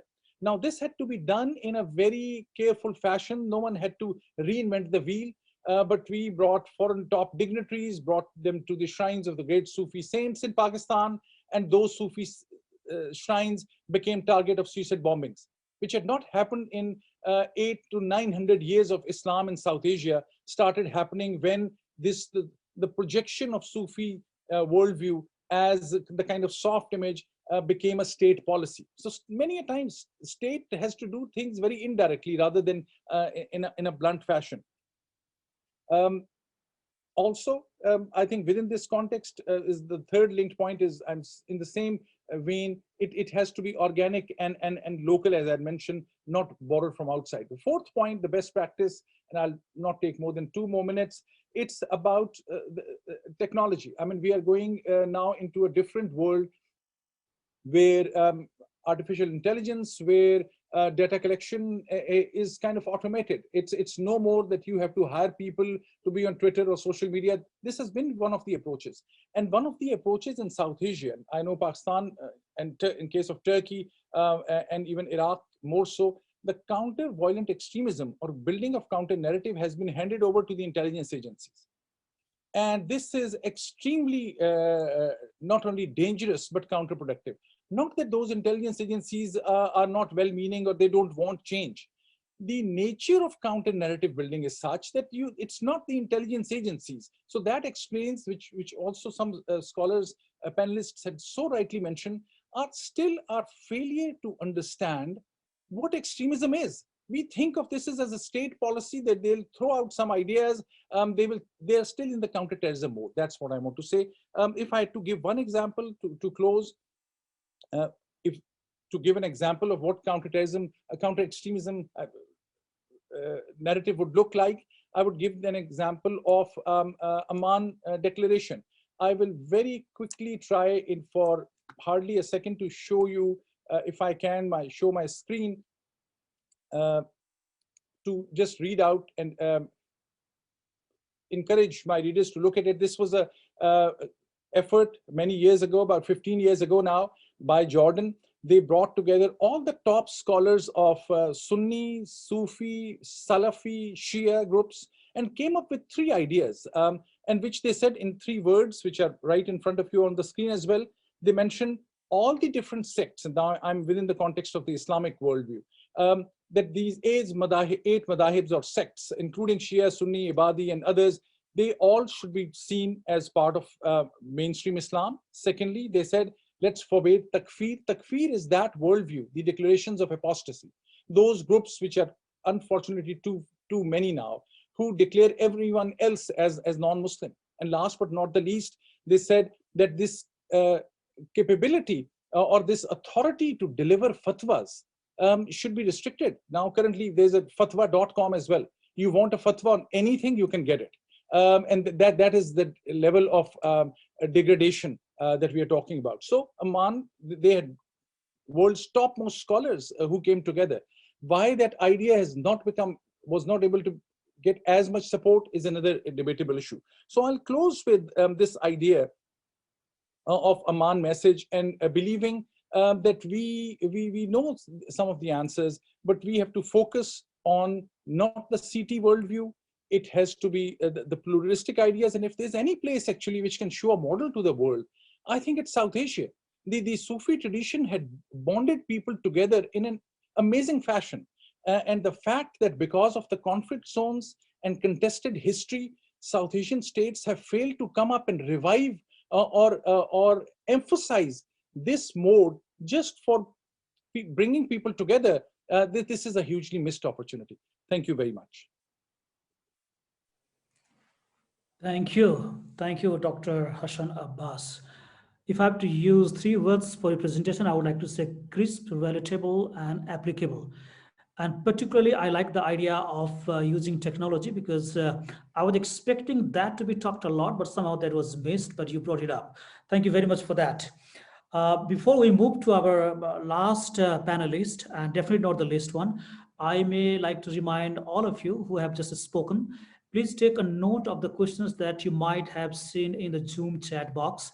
There might be a couple of questions that may be directly addressed to you. If not, then you can pick up any of those questions and you please be ready with the answers. We might not have too long to go for the Q&A session, but we'll try to squeeze out as much as it would be possible. Now, I would like to invite Radhika Halder. She is a geopolitical intelligence analyst at MeetCat Advisory. The floor is yours. Thank you so much, Chair, and thank you for having me here. I would like to share my screen. Please let me know when you're able to see it. Is my screen visible? Yeah, it's coming. Yeah, it's good. All right, thank you. So I will, of course, being the last speaker, I have to be mindful of not repeating what's already been said. A lot has been said, both on preventing extremism as well as building a resilient society. I would like to focus a little more on the first aspect, and especially keeping in mind the questions posed by the chair. Sorry. I have personally spent a lot of time studying, and I still am, beginning and still discovering a lot more in my research on terrorism. And I've looked particularly at suicide terrorism in the South Asian context. But what studying terrorism made me realize is that terrorism is the consequence or the effect of something much larger that is at play. And that forced me to take several steps back and to look at, how further back does the root cause or the root factor lie. And that's why I think the theme of this session, preventing extremism and building resilient society, is extremely important. And so I'll do what researchers do best, and I will try to decode some of the terminology, especially pertaining to extremism. A lot of these have been discussed, but I think I'll still try to go through them and summarize them in the South Asian context in particular, keeping in mind especially the first two questions of the chair. So extremism in itself as a concept is the holding of extreme political or religious views. Of course, now it's no longer just bound by political and religious views. It could be ethno-nationalism. It can be different. It can be colored in different ways and forms, but the essence of extremism is holding of extreme views. Also sometimes synonymous with fanaticism. And that begs to ask the question of whether extremism in itself is a problem. And in most democracies, holding extreme views or having different worldviews is not necessarily a problem. It becomes a problem when extremism becomes violent in nature. And so violent extremism, of course, like I think many of the panelists today said, definitions, especially when it comes to security, are very difficult to arrive at. And what scholars mostly do is, what I did in my case was to go through several definitions and to pick and choose the one that fit what I thought described the phenomenon the best. And so in this, and I've highlighted a few things because those are the main points of violent extremism that I wanted to bring about here. So violent extremism is a violent type of mobilization aiming to elevate the status of one group over others based on markers such as gender, religion, culture, ethnicity. In doing so, violent extremist organizations destroy existing political and cultural institutions, supplanting them with alternative structures, working according to the principles of a totalitarian and intolerant ideology. And so the basic factors here are, of course, violent mobilization, social exclusion, that feeling of us versus them, destroying of the existing in order to supplant it with an alternative that is intolerant and not accommodated with any other. And so I think especially the previous panelist and Dr. Abbas mentioned the shift from global war on terror to preventing and countering violent extremism. It was realized and the world woke up to the realization that a war on terror is hardly going to fix the problem. Killing terrorists is not really going to help, but countering the ideology and preventing it. I mean, one step even further back from countering is preventing the ideology and the roots of extremism are where, especially with softer approaches and non-military approaches, is where we need to start looking at. And so in order to arrive at violent extremism, when we dig deeper, radicalization comes into play, and this has also been talked about. But radicalization in essence is a process. So often many of the terms are used interchangeably, whether it's extremism, terrorism, radicalization, but they do have certain distinct characteristics that distinguish them from each other. In terms of radicalization in particular, it refers to a process of indoctrination that often accompanies the transformation of recruits into individuals determined to act with violence based on extremist ideologies. So the basic difference is that radicalization is a process, and it may not necessarily manifest into violence. It's not a prerequisite. There are certain key drivers, of course, and these will exist also in extremism and in terrorism, but there's a powerful narrative, and there are two layers, both at the individual and the social level, that are at play, which is what it ultimately motivates an individual, and then a community of individuals or a society of individuals to act upon those factors. And these are mostly rooted in very personal, like we've discussed, very personal and sensitive issues, whether it is emanating out of culture, identity, religion, ethnicity, nationalism even. We then come to terrorism, and we see that terrorism is the most lethal consequence of, let's say, radicalization or violent extremism manifesting into this sort of transnational problem now. And this is a definition that I arrived at after a lot of deliberation, with basically looking at terrorism as a tool, and terrorism using the fear as well as the threat of use of violence by non-state actors in order to instill fear. So the tool is the use of violence, whether it is actually used or threatened to be used. The idea is to instill fear, and it does so by targeting a specific target, or and that target will include innocent civilians. So again, some of the key common characteristics between terrorism, extremism, radicalization are that they are an extreme form of expression, and they result out of vulnerability and insecurity, whether that's felt by an individual or a group of individuals. There is no universally agreed upon definition in all of those concepts. But ultimately, the use of fear, this is particularly for terrorism, the use of fear as a tool it is used for coercion to achieve objectives, whether those objectives are political, religious. Mostly they are found to be politically motivated, especially in the day and age that we are in today. Terrorism essentially feeds on fear. It feeds on a narrative, just like extremism does and radicalization does as well. Terrorism also feeds on audiences, and the kind of audiences I'm talking about are not people that are being killed in terror incidents, but also people that are witnessing terror attacks, people that are watching it on their television screens, from government officials to security scholars, policymakers, everyone. That's the kind of attention and publicity as well as audience that terrorism seeks to look out for. Coming to South Asia, so why this is a big problem, especially in South Asia, is that now that we know that this is how extremism, radicalization, and terrorism works, looking at South Asia, we see a plethora of challenges, and I do not need to tell this audience, the issues or the challenges that South Asia faces. I've just listed a few of them, whether it's our borders, governance, corruption, unemployment, asymmetry and inequality, migration, displacement, natural disasters, extreme diversities, which is something that we obviously pride ourselves on, but can also be a problem, marginalization, and regional cooperation, which is not our forte, let's just say that. These are some of the challenges, and with COVID-19, a lot of these, if not all of these challenges and vulnerabilities have been exacerbated.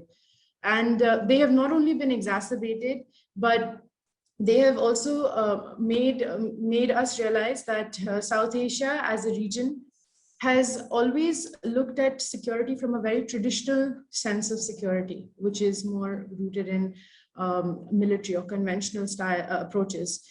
And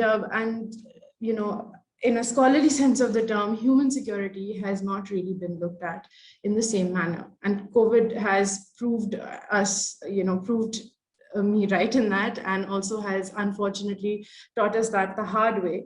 But if we look at how all of this ties into extremism and terrorism eventually, there are several organizations. Of course, Al-Qaeda and the Islamic State are the most prominent ones at the moment, but there are several other terrorist and extremist organizations that are, and there are new ones that have also emerged during this pandemic, that are looking for potential spaces to manipulate. Of course, the exacerbated vulnerabilities in the South Asian region are not helping that situation at all. There is a sense of sophistication in communication that is used by these groups, which is again very problematic. And in South Asia, we are seeing that slowly with the emergence of different kinds of social media platforms, artificial intelligence, and so on. When we say returning foreign fighters, the first thing that comes to mind is the Islamic State, but there are several other not just fighters, but believers of several extremist beliefs that are now, because of the pandemic, have had to come home. A lot of the countries that they've come home to lie in the South Asian region. We also see female and youth radicalization as well as prison radicalization in South Asia. And so, of course, I think I'm just going to end because a lot of the implications and the suggestions have already been discussed by panelists before me. But needless to say, I think I have to repeat myself when I say that counter-terror has to be preventive rather than prescriptive, and that applies for counter-extremism as well. A regional approach. So, of course, whenever I say regional approach, the first thing that comes to mind is SAARC and South Asia and how that is almost impossible. But when we talk about a regional approach, I'm also talking about sub-regional approaches. So, for example, I think Nepal and Sri Lanka are two countries that can see a similar sense of threat from extremism. And I say that because I've spent quite a bit of time in Nepal, and I remember when the Easter bombings took place in Sri Lanka, it was like a wake-up call for Nepal, because in many ways, Nepal saw itself similar to Sri Lanka when it came to security. You couldn't think or imagine of a bombing taking place of that stature in an open public place. And so, in terms of marginalization and the vulnerabilities that both Nepal and Sri Lanka face, they have very similar challenges and problems. And so sub-regional groups within South Asia, I think, would be the first step before we can move on to larger groupings. Of course, a lot has been mentioned about social resilience and capacity building and knowledge enhancement, using a whole of society approach and using softer approaches to counter extremism, building counter narratives, as the panelists before me spoke about. And I think the last point I want to end with is health and security versus health security. So I'm just using an example of health because we're in the midst of a health crisis. But what I'm trying to really say is to not look at security from the conventional and traditional sense that South Asian governments, almost all South Asian governments, have looked at security. Somehow the state has always been placed at the center of security in South Asia, and protecting the state has become the most important for South Asian governments. Whereas protecting the individual, whether it is from a health crisis, economic, social, several other spheres, human security is not looked upon in the same way. So that shift from looking at security and other aspects of human security, that shift is now taking place, unfortunately, because of COVID, but at least it's taking place. And with that, I would like to end. Thank you very much for listening. This is a research that I had done on suicide terrorism, if anyone's interested, and I'll look forward to questions if we can take any. Thank you. Thank you, Ms. Radhika Halder. That was pretty comprehensive. You touched upon, I think, most of the issues that are prevalent in South Asia so far extremism is concerned. I think very well done presentation, and thank you for that. Now let me get back to all our very learned panelists. If you have picked up any of the questions that you would like to answer, I would like to start from the beginning itself. That means Professor Dr. Rahul Mukherji would have the first chance. So if you have picked up any of those questions, please feel free to answer very shortly. If not, then I will have at least one question to you. So Professor Dr. Rahul Mukherji, did you pick up any question for yourself?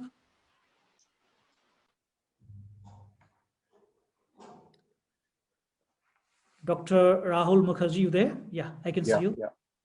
No, I just want to emphasize something very important that came out in this panel. And that sort of came out of many of these presentations. I think Professor Ayesha Siddiqa, whose work I teach from at the University of Heidelberg, she's written one of the most fascinating accounts of Pakistan military. And I'm sure there are many other books that I have to catch up on. As well as Professor Hassan Abbas and others, clearly point to the fact that extremism has to do with the state and the ideology of the state. And there, I think Professor Abbas said something very, very interesting, very close to my heart, which is that the problems of South Asia actually the solutions lie within the South Asian context, because South Asia as we understand it today, and India as we understand it today, is a multiplicity of cultures which has evolved in a variety of ways. I mean, I will give you just one example, and I think that is why these indigenous stories are so important. I mean, there is a saint called Kabir Das in India. Do we know whether he is Muslim or whether he is Hindu? Whether he believes in God as personal God or whether he believes in God as an impersonal God? You know, when you teach religion in a religion faculty, you actually give some dohas of Kabir Das and you give some other dohas of Kabir Das and you say which Kabir Das believes in a personal God and which Kabir Das believes in an impersonal God. This Kabir Das became the disciple of a man called Ramanandacharya, who was an iconic figure in South Asian religious history. And you know, his life was preserved by Muslims and not by Hindus. I once had the great opportunity of delivering an address at the Ramanandacharya University in Rajasthan. And then I asked the vice chancellor of that university, is this the same Ramanandacharya who was,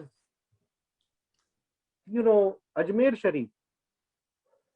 I mean, do not Hindus go to Ajmer Sharif? Do not Hindus go to Nizamuddin Aulia? I would like to point out to you that one of the most important saints, and you might actually call him a Hindu saint, who is the guru of Swami Vivekananda, who is now considered to be a Hindu nationalist icon, paradoxically enough, because we don't, you know, we've forgotten our religious inheritance, actually practiced Islam. He practiced 3 different varieties of yoga in Hindu tradition, Bhakti, Jnana, and Tantra. And then he lived like a Christian and lived like a Muslim. And in Bangla, he said, Joto mot, toto pot.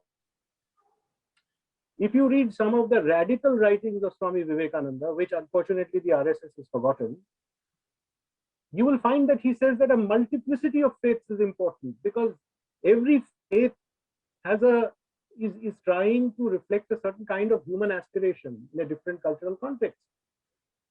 So I think what is very important is the narrative, but what is also very important is what is the narrative that the state buys into and tries to promote.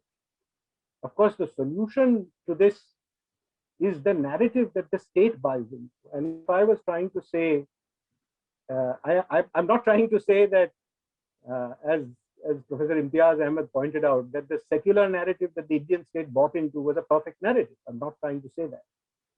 But as all of you are trying to suggest, that if the state, and a state as powerful as India, buys into an exclusivist narrative, then you know that probably increases the problems of the world. And there, I think Professor Abbas is absolutely right, that the problems of Pakistan and India can be solved inside of these cultures. And I'm sure Bangladesh. I mean, I have a colleague, his name is Hans Harder, who's a professor of Bangla at the Heidelberg University. We now have a Sheikh Bangabandhu chair. You know, he has a whole book about how Bangladeshi Islam can be considered to be un-Islamic. The kind of Sufi Islam that, so the point I think that is very, very important that came out of this panel is that paradoxically enough, you know, Dr. Imtiaz Ahmed talked about Prashungi, lies inside of South Asia. Sometimes I feel that many of the problems that Germany faces can actually have South Asian solutions.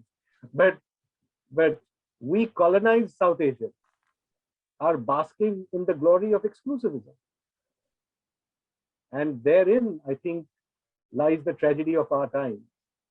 Yeah, I think there weren't any pointed questions, but I was very, very inspired by the panel and therefore wanted to make some remarks. And I'm very happy that you could bring us all together. I had not met Professor Abbas, but I'm happy to know that there is someone like him who has also written books along those lines. So thank you very much. Thank you, Professor Mukherji.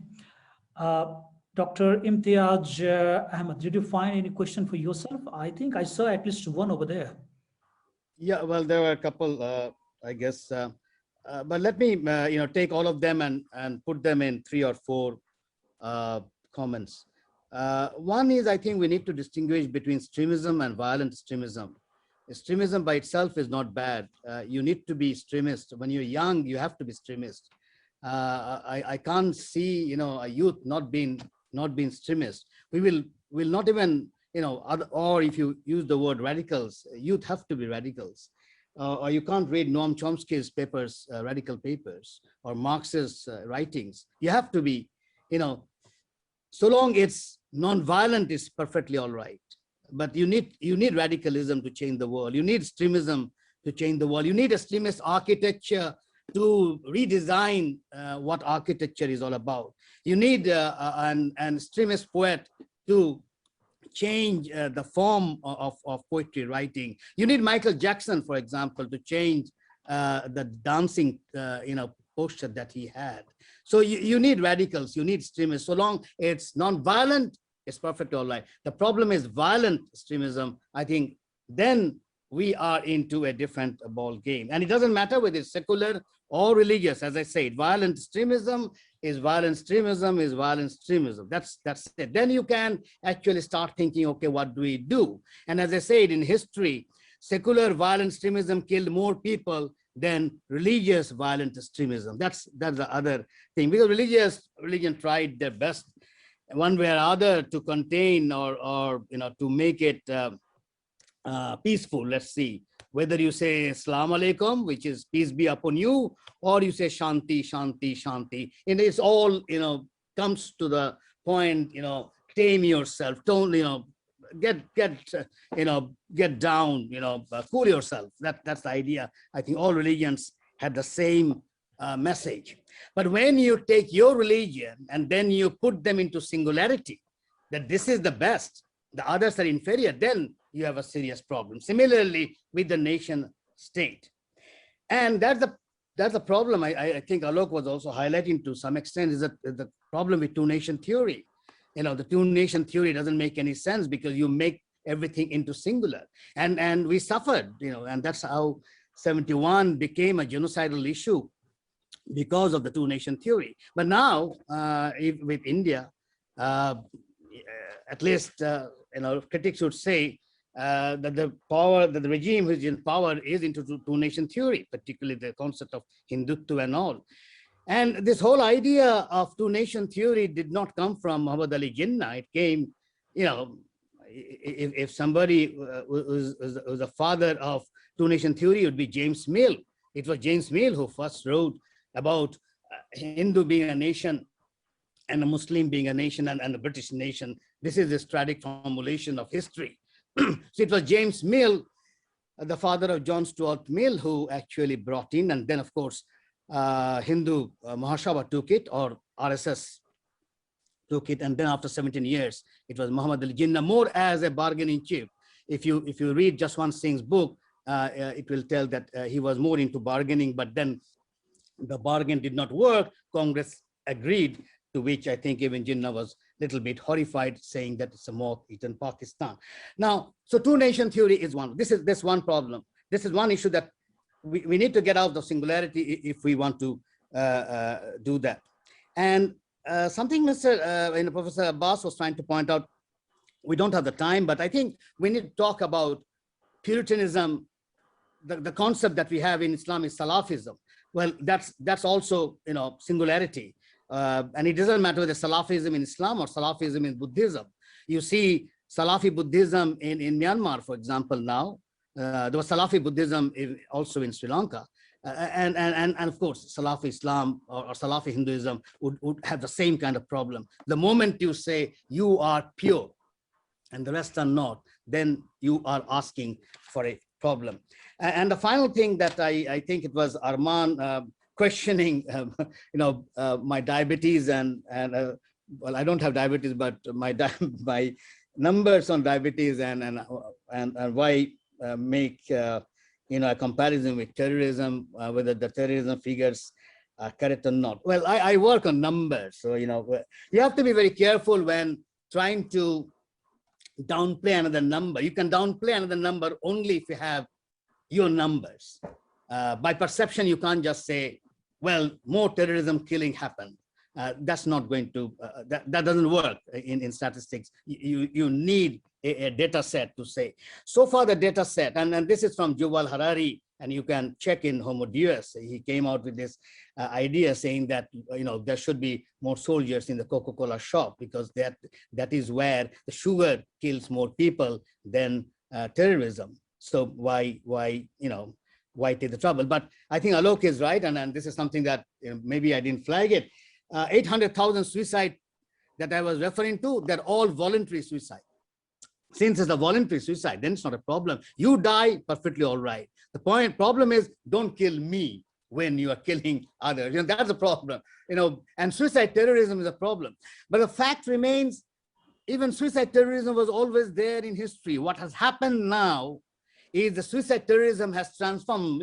Talk about the assassin, the hashish, what we call the smoke hashish, and is to kill people, the assassins. But now it's not the knife or the kind of weapons you're using to kill yourself, because if you kill with explosive and improvised explosives, you also kill 20 other people, and that's the fear.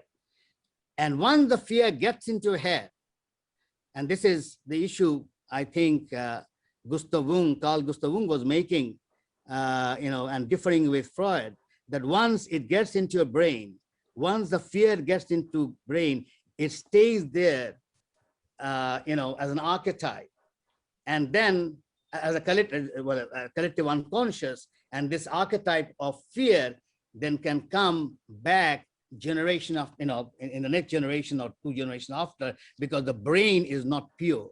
The brain runs through the grandparents and grandparents and all through. So if a society suffers a trauma like Second World War, like the trauma that the whole Europe has suffered, they are not going to, it's not going to go back. And you see is how it is coming back.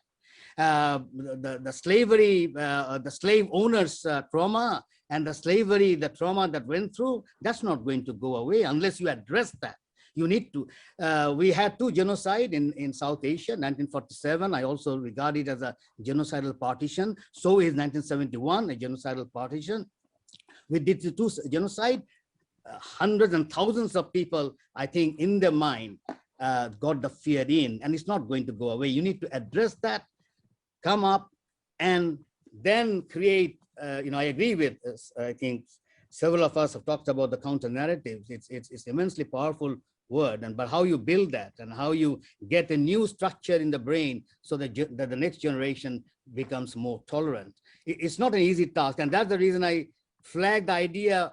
You need to address the person. You need to address the person, because the person has now become incredibly powerful.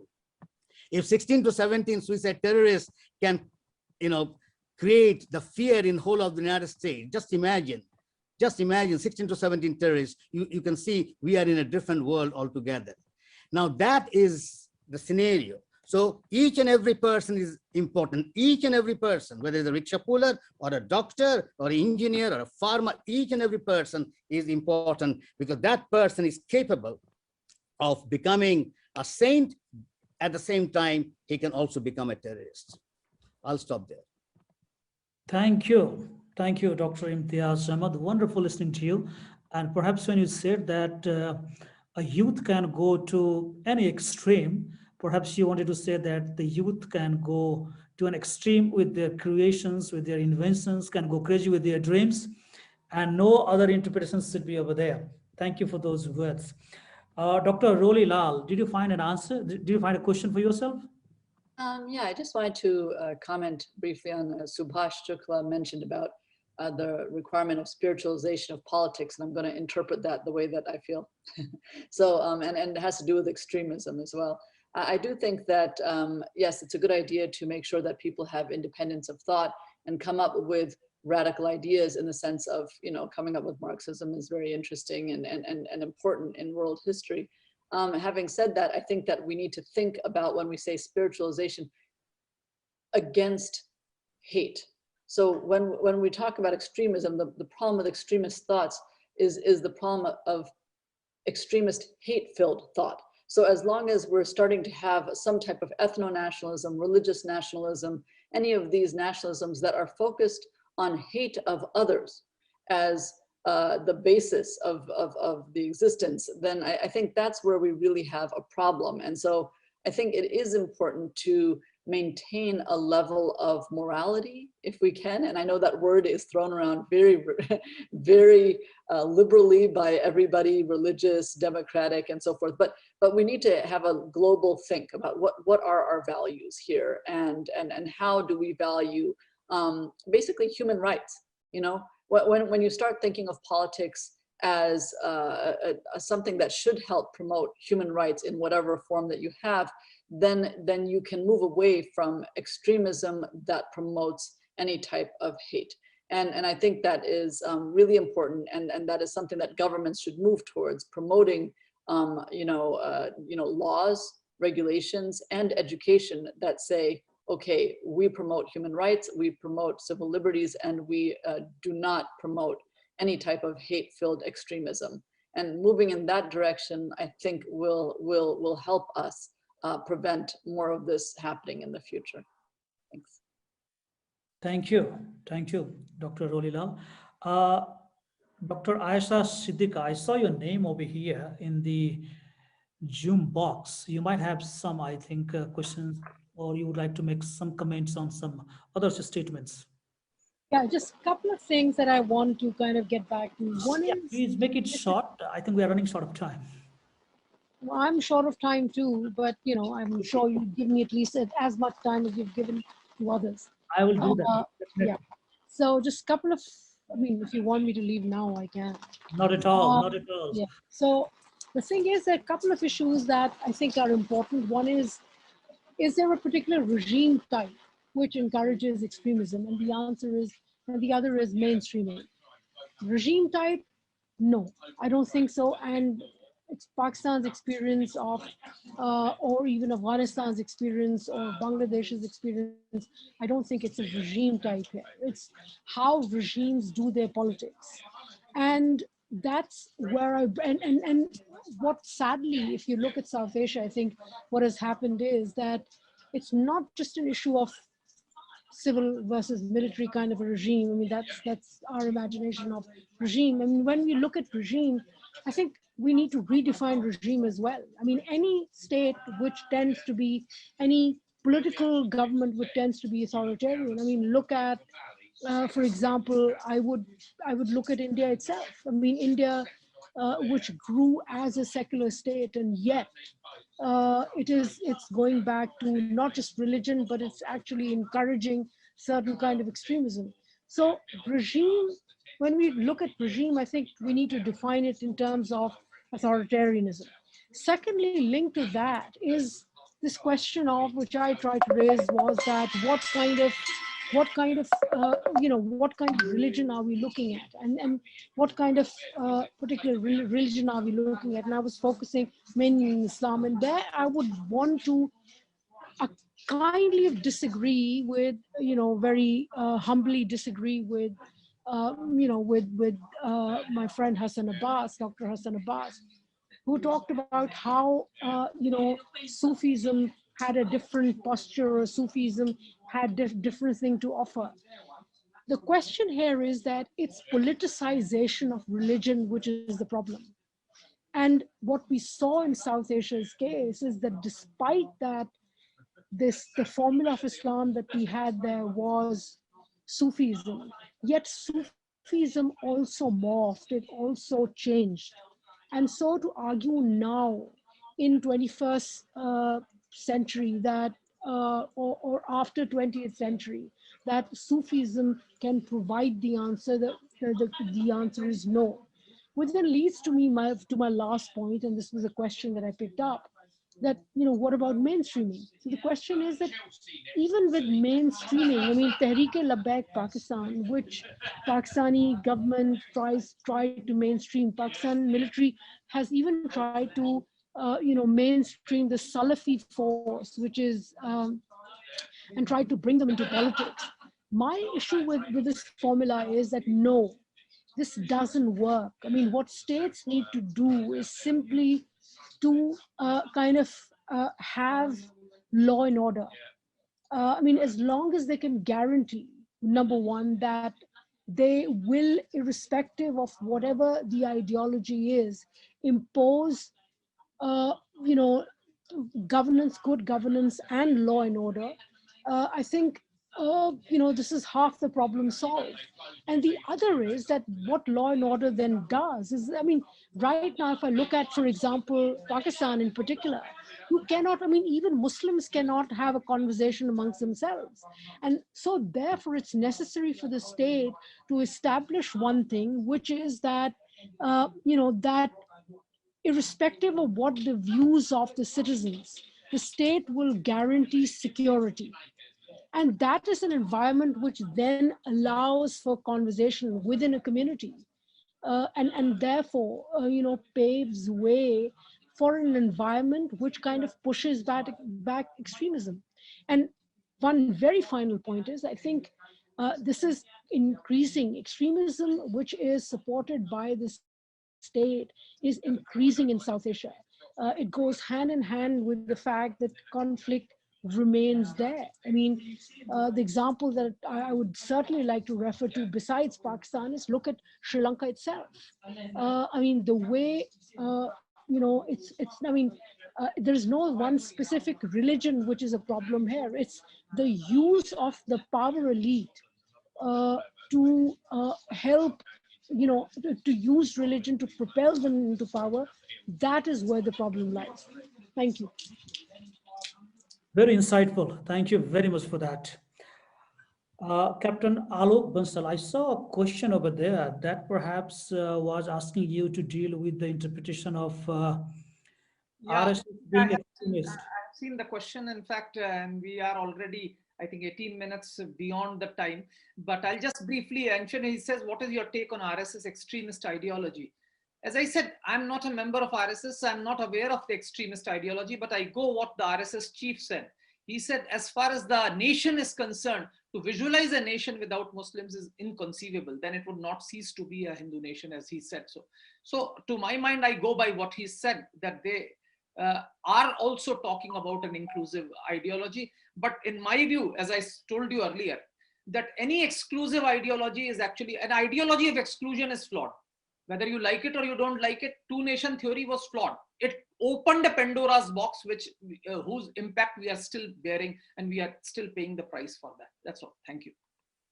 Thank you. Thank you for being so crisp, Captain Alok Bansal. Now, Dr. Hassan Abbas. Thank you so much. I'll be very brief. I think Dr. Ayesha, what she said, she has a point, and an extremely important point. As a former law enforcement officer, I love her point about the rule of law context. Absolutely, the state approach, equal rights, equal opportunities, same rule of law for everyone. That's the way to defeat extremism in the most powerful way. When I talked about Sufism, that is the societal approach. The state approach should be the rule of law approach. State should not project Sufism. In fact, I criticize it because if the state is going to do it, that will discredit it. If outsiders will try to do counter narrative, it will discredit them. So absolutely, it's the societal thing. Why Sufism? A Sunni can be a Sufi, a Shia can be a Sufi. I don't know of any Sufi who just say, I'm just a Sufi. It's an approach of pluralism, and that's an indigenous approach. That's why I'm emphasizing that. In fact, what Dr. Ayesha is saying is my point is an extension of her point is an extension of my point. So I see these two ideas as complementary, but I'm grateful to her for making that point. Just one sentence request to Mr. J. Nishaant, moderator, you have done an amazing job. Please later on connect all of the panelists through an email so that all of us are connected to each other and we can take the conversation further. Last point, I really want to appreciate a shout out to the youngest panelist, Radha Halder. I think she did a tremendous job. So I just wanted to mention that. Thank you. Thank you so much. Thank you. We'll do it as you have just suggested, Dr. Hassan, Abbas. And as we all know, last but not the least, definitely, Radhika, Halder. I think there were quite a few questions coming your way. If you also can be very considerate of the time and still answer those questions, we'll be very happy. Yes, I will. I've seen the first question, so I'm just gonna stick with that. There's a question on terrorism is a tool for the extremists. Do you think that it is a psychological weapon which is used more in the short term, but in the long term it does not succeed? I think our battle doesn't lie in the fact that whether extremist organizations succeed or not. I think the battle lies in the ideology that they carry, like that they leave behind, because for other people to pick up and then start on. And I think that within extremism, and especially when I've looked at suicide terror campaigns, there has been a distinct shift in earlier when you see organizations like Hezbollah, the LTT, even Al-Qaeda to a great extent, they were motivated with the help of a leader that was at the head of the organization. And so the leader's survival was seen in connection with the organization's survival, whereas now we've moved away from that. And the ideology has in many ways replaced the leader. And now you can see with the Islamic State, homegrown terrorism, self-taught radicalization, that does not require the existence of a leader. It doesn't matter because the ideology carries on. And so that's why I think we go back to extremism and preventing and countering it. With that, I'll end. Thank you. Very well dealt with. Thank you very much. And thank you, all the panelists. Time has definitely ran out.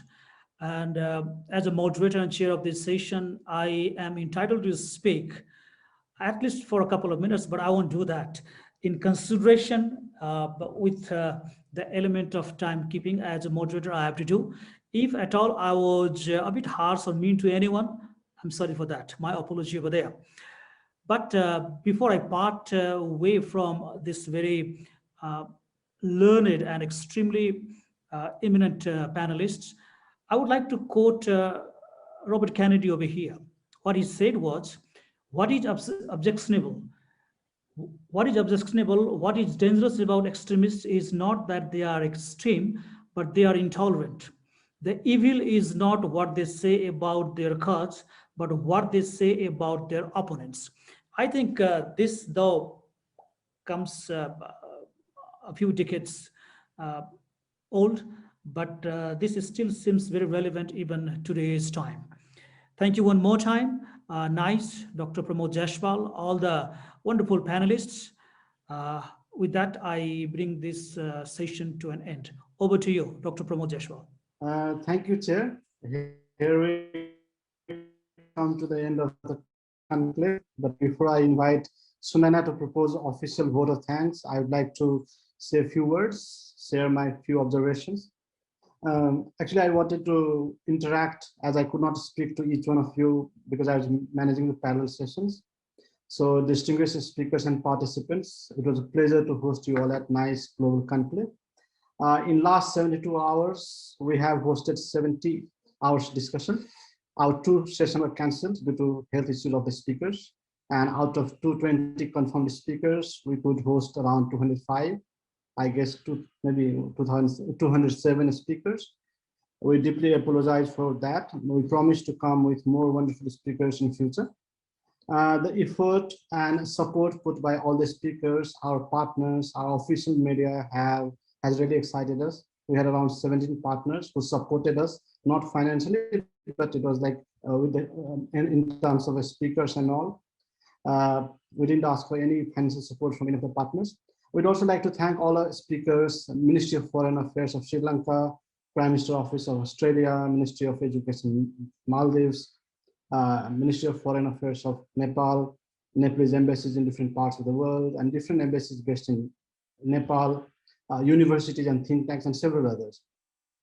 Hence, I feel really privileged and honored, and we are really grateful for such support and encouragement. In last 3 days, like around 1972 unique audience joined us through Zoom, and they watched at least one sessions, because once you enter, you have to register, so that is one unique. We don't know how many watched how many sessions, but we are sure that at least 1972 watched one session. Our virtual platform like Facebook and YouTube has around 9,760 viewers still yesterday. Today, once the program ends, then the data will come. We have not got time to go to that today's data. But I believe that today, because it was Sunday and we had many distinguished speakers, we expect it to be more than 6,000. So overall, I think around the rough calculation will be that 20,000 people benefited from this conclave. According to our Facebook, we posted around 7,496 posts, and it reached to 77,951 persons. And it does not include one shared by each one of you or any of our nice family, our interns, our scholars, or our friends, our family members. We must also apologize with each one of you for flooding your inbox with number of emails day and night. This does not mean that we'll stop sending you mails in further in future. Rather, we wish to have better exchanges of emails, greater connectivity. We want each one of you to communicate with each other as well among the scholars. We want our Nepali experts to invite our foreign guests to invite our Nepali speakers into virtual or real platforms, because that was the main purpose of this event, to connect Nepal with the world. So please help us in that. Please invite our scholars, and our scholars do invite our guests from different countries. We'd also need your support for our upcoming journal. You can see at the virtual background that Journal of Security and International Studies. We are launching it. We'll start working on that from tomorrow. So be alert. We'll be flooding your inbox with few more emails in coming weeks. Today, I feel very happy because due to conclave, I could meet some of the wonderful scholars, experts. I could meet many of my seniors, and it's really satisfying today to me. However, one of the desires still remains unfulfilled, and that is that I could not invite you all for a dinner, and this is due to pandemic.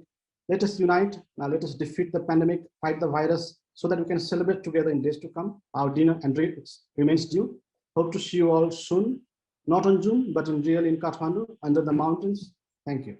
Sunima, over to you. Please deliver the official vote of thanks. Thank you, sir.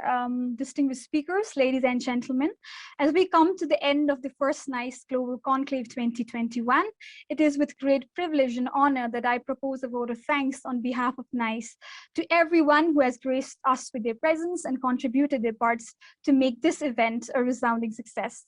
First of all, we would like to express our profuse gratitude and sincere thanks to our eminent speakers and chair and those who join us in the final session of the conclave. We are really honored to have all the speakers with us here this evening. The three-day conclave, with the aim of connecting Nepal to the world, was inaugurated by Honorable Dinesh Gunawardena, Foreign Minister of Sri Lanka, Mr. Suresh Prabhakar Prabhu, Foreign Minister and Indian emissary to G20 and G7, Dr. Abdullah Rashid Ahmed, Minister of State for Education, Maldives, Professor Dr. Taniguchi Tomohiko, Keio University, and Special Advisor to PM Shinzo Abe. We were extremely humbled and encouraged by their presence during the conference. During the 45 sessions throughout the conference, we were joined by a stellar lineup of eminent speakers, including Professor Barry Buzan, London School of Economics and Political Science, Professor Dr. G. John Eikenberry, Princeton School of Public and International Affairs, Professor Dr. Lakshman Dinasanaike, former VC University of Colombo, Admiral Professor Dr. Jayannath Columbarge, Foreign Secretary, Sri Lanka, and several other distinguished personalities. I must also mention our deep sense of appreciation towards excellencies serving in Nepal and Nepali ambassadors serving abroad for the kind presence. Thank you, Embassy of Nepal, to India, United States, Japan, Germany, Thailand, China, Qatar, and UAE. And I must also mention European Union to Nepal. We acknowledge with gratitude the support and encouragement provided by our partners, and therefore would like to take this opportunity to place on record our sincere thanks to all our 17 partners. Elliott School of International Affairs, George Washington University, United States, Institute of South Asian Studies, National University of Singapore, Center for Chinese and Southeast Asian Studies, JNU, India, School of Public Affairs, American University, Washington, DC, Center for South Asian Studies, Fudan University, China, Institute of China Studies, University of Malaya, Kuala Lumpur, Malaysia, Institute of Asian Studies, Chulalongkorn University, Thailand, United Service Institution of India, New Delhi, India, National Maritime Foundation, New Delhi, India. Global South Studies Center, University of Cologne, Germany, South Asia Democratic Forum, Brussels, Belgium, Institute of Bay of Bengal Studies, Shenzhen University, Institute of National Security Studies, Colombo, Sri Lanka, Romanian Institute for Europe, Asia Studies, Romania, Bharat Center of Canada, Canada, Bangladesh Enterprise Institute, Dhaka, Center for Asia Leadership, USA, and Malaysia. Likewise, we would also like to recognize our gratitude towards our media partners, Khabar Hub and Radio Candid, and all the other national and international media outlets for covering the NICE Global Conclave. And events like this cannot happen overnight. And we have been fortunate enough to be backed by a team of very motivated and dedicated people here at NICE. Without their indispensable and untiring efforts, this event wouldn't have been possible. It is through great joy and pleasure that I extend my gratitude to our amazing event committee. A huge shout out to our Conclave Rapporteur team who have been working day and night to ensure that the Conclave gets better exposure. Thanks a ton to Pravesh, Alina, Nandita, Anurodh, Gaurav, Tekraj, Asta, Fatima, Sneha, Manmeen, Kriti, and everyone who were constantly supporting the team. We are also equally grateful for the energy, enthusiasm, and spontaneity brought to their roles by Anurodh, Kashish, and Prabha from the social media team, and everyone involved in the amazing voiceovers.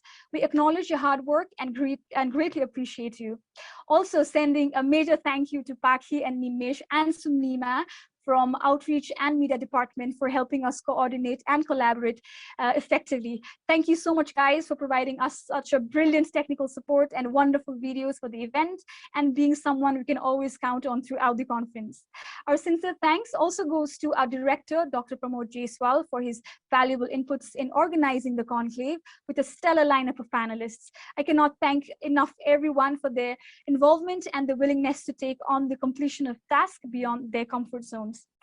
And finally, I must mention our deep sense of appreciation for our Zoom audience from all around the world and those who are watching us live on our Facebook. Thank you for your valuable time and attention. We hope you keep supporting us in the future as well. And the recorded version of the conclave will be uploaded on our YouTube channel, Nice Nepal. Please do watch them, as you might have missed several insightful sessions due to time zone and parallel sessions. So we are truly honored to have you all with us throughout the conclave and hope to stay connected with you in the future as well. It's been a pleasure. Good night and stay safe. Thank you.